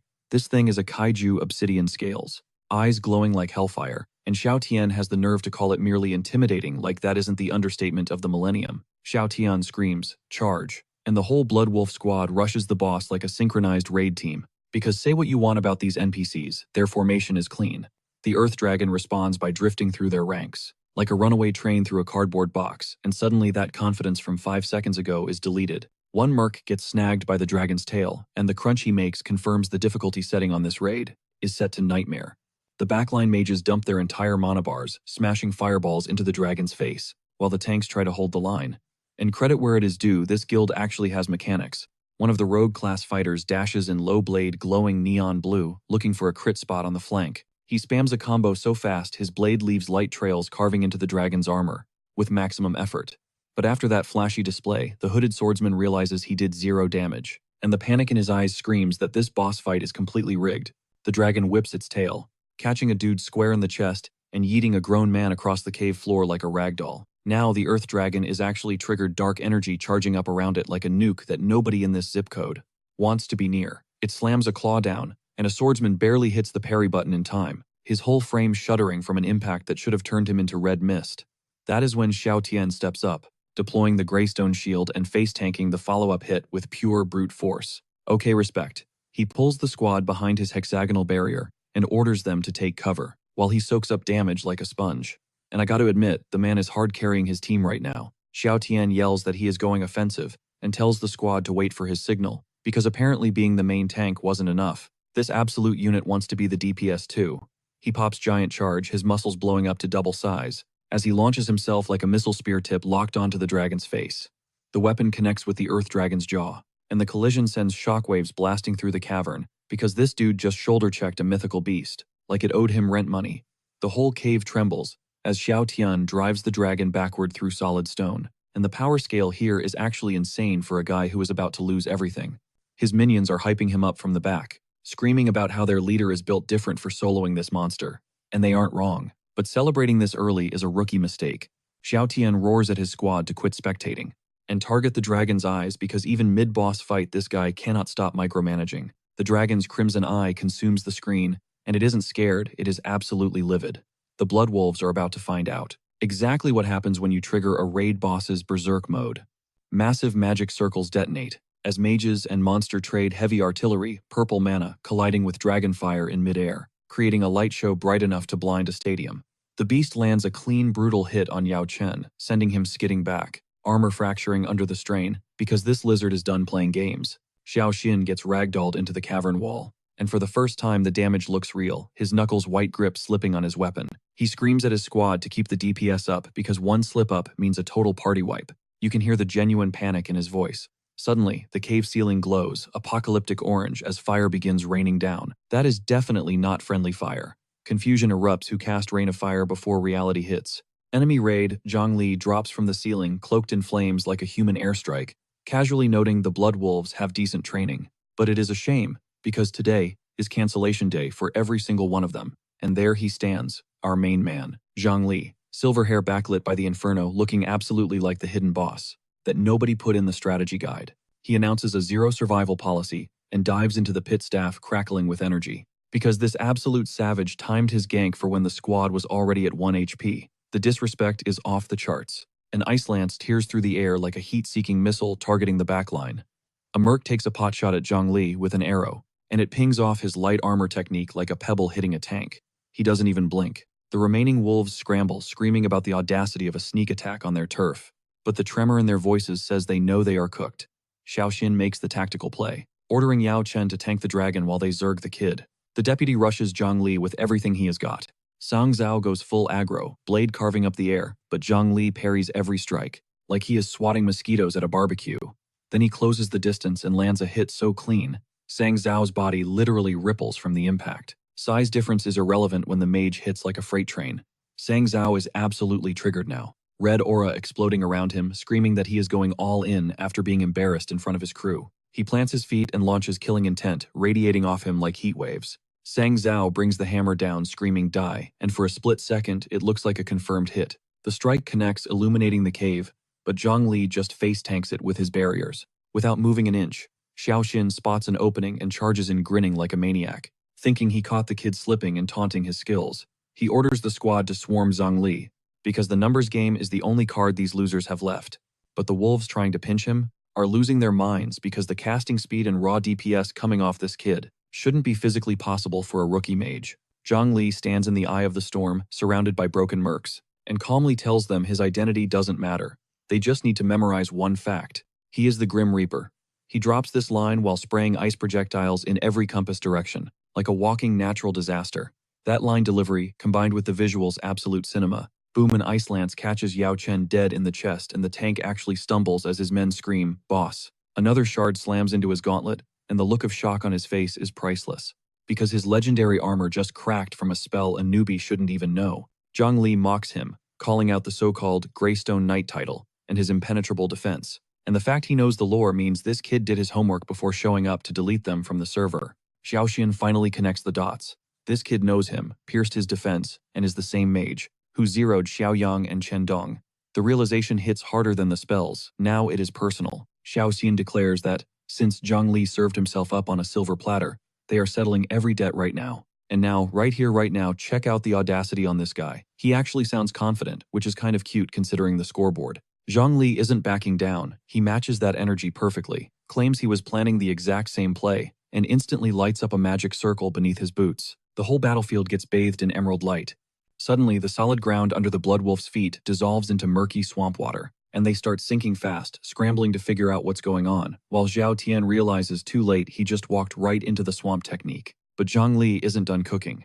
He starts charging a lightning orb that is crackling with enough raw voltage to power a small city block. Because this absolute maniac layers spells like a DJ stacking beats, Xiao Tian cannot believe his eyes. He is screaming about how this kid is dual casting 2 spells simultaneously, which shouldn't be physically possible, while his own lackey tries to shout a warning. That lightning ball is primed to blow. And would you like to guess who is standing knee-deep in highly conductive swamp water? Right now, Xiao Tian dismisses it as a cheap parlor trick and braces for impact. Because his massive ego won't let him dodge an attack from a lower-ranked scrub.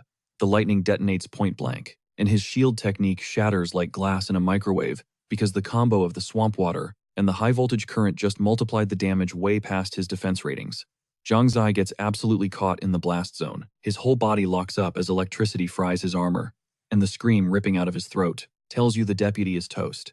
Xiao Tian stumbles through the smoke, muttering about how the dragon fight already tapped him out. And now this rookie is bleeding him dry. He realizes nothing else is working. It is time for the nuclear option. He triggers absolute defense, encasing himself in a colossal stone fortress that bursts from the earth. It is like watching a mountain get born, layers of ice and rock forming an impenetrable cocoon around his body. The stone shell seals him in completely, and it is genuinely massive, a literal bunker built for one man. He is turtling inside while the world burns, betting that Zhongli has burned through most of his mana pool by now. And this defensive stance regens his stamina too. If he can just stall long enough, he can pop Giant Descent and end this game. Smart play for a desperate man. But Zhongli is just standing outside the stone prison, and he calls Xiao Tian a coward, a shrinking turtle, because the big bad leader of the Blood Wolf mercenary group is literally hiding inside a rock praying the problem goes away. But Zhongli just grins and says, this skill was curated for this exact moment. He triggers Demon Mark from the Golden Abyss staff. Remember that perk. Quadruple damage on the next spell. That is why he built this loadout. He points the staff right at that stone turtle shell and fires a single, concentrated beam of destruction straight into Xiao Tian's absolute defense. Because brute force means nothing. When you are rocking 450 spell penetration and a 4 times damage modifier, the beam slices through the rock like it is wet cardboard. The explosion that follows lights up the entire cavern like the 4th of July. And that right there is the sound of the Bloodwolf mercenary corps getting permanently banned from the server. Is this the coldest solo wipe we have seen yet? Has to be. Cut to a few days later back at Rosetown in the Jin Longbow Pavilion. Lin is breaking down the aftermath. The Bloodwolves were found totally annihilated in the Earth Dragon Cave. Eyewitnesses are talking about a mysterious mage in a black cloak, and Lin tells him to get ready for clout. His real identity is safe, but since the Bloodwolves were such a nightmare for the locals, half the region wants to buy a drink for whoever deleted them. Oh, and the internet gave him a nickname, the Black Mage. That is his handle now. And Zhang Li stares at the paper like a guy realizing his anonymous rampage just gave him a reputation he didn't sign up for. He sighs, hoping this won't bring more drama to his doorstep. And Lin just laughs because they both know that is not how the game works. Clout doesn't come with an off switch. And right on cue, the door flies open, and 2 girls walk in, looking to party up with Zhang Li for the professional trial competition. And hold up, I need a minute because the purple-haired girl in the white fit, she is ruining my ability to think straight. She is built like the artist drew her with malicious intent. Then the orange-haired girl next to her claims she called dibs first, making it even messier. Zhang Li is literally sandwiched between them. Orange hair is interrogating him about when he met purple hair, and this fool is just nervously laughing, while 2 certifiable baddies fight over his attention.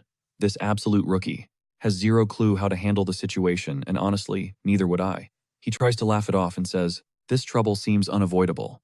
And he is right because the Black Mage just went from a solo carry to the most wanted party member in the region, and the professional trial competition hasn't even started yet.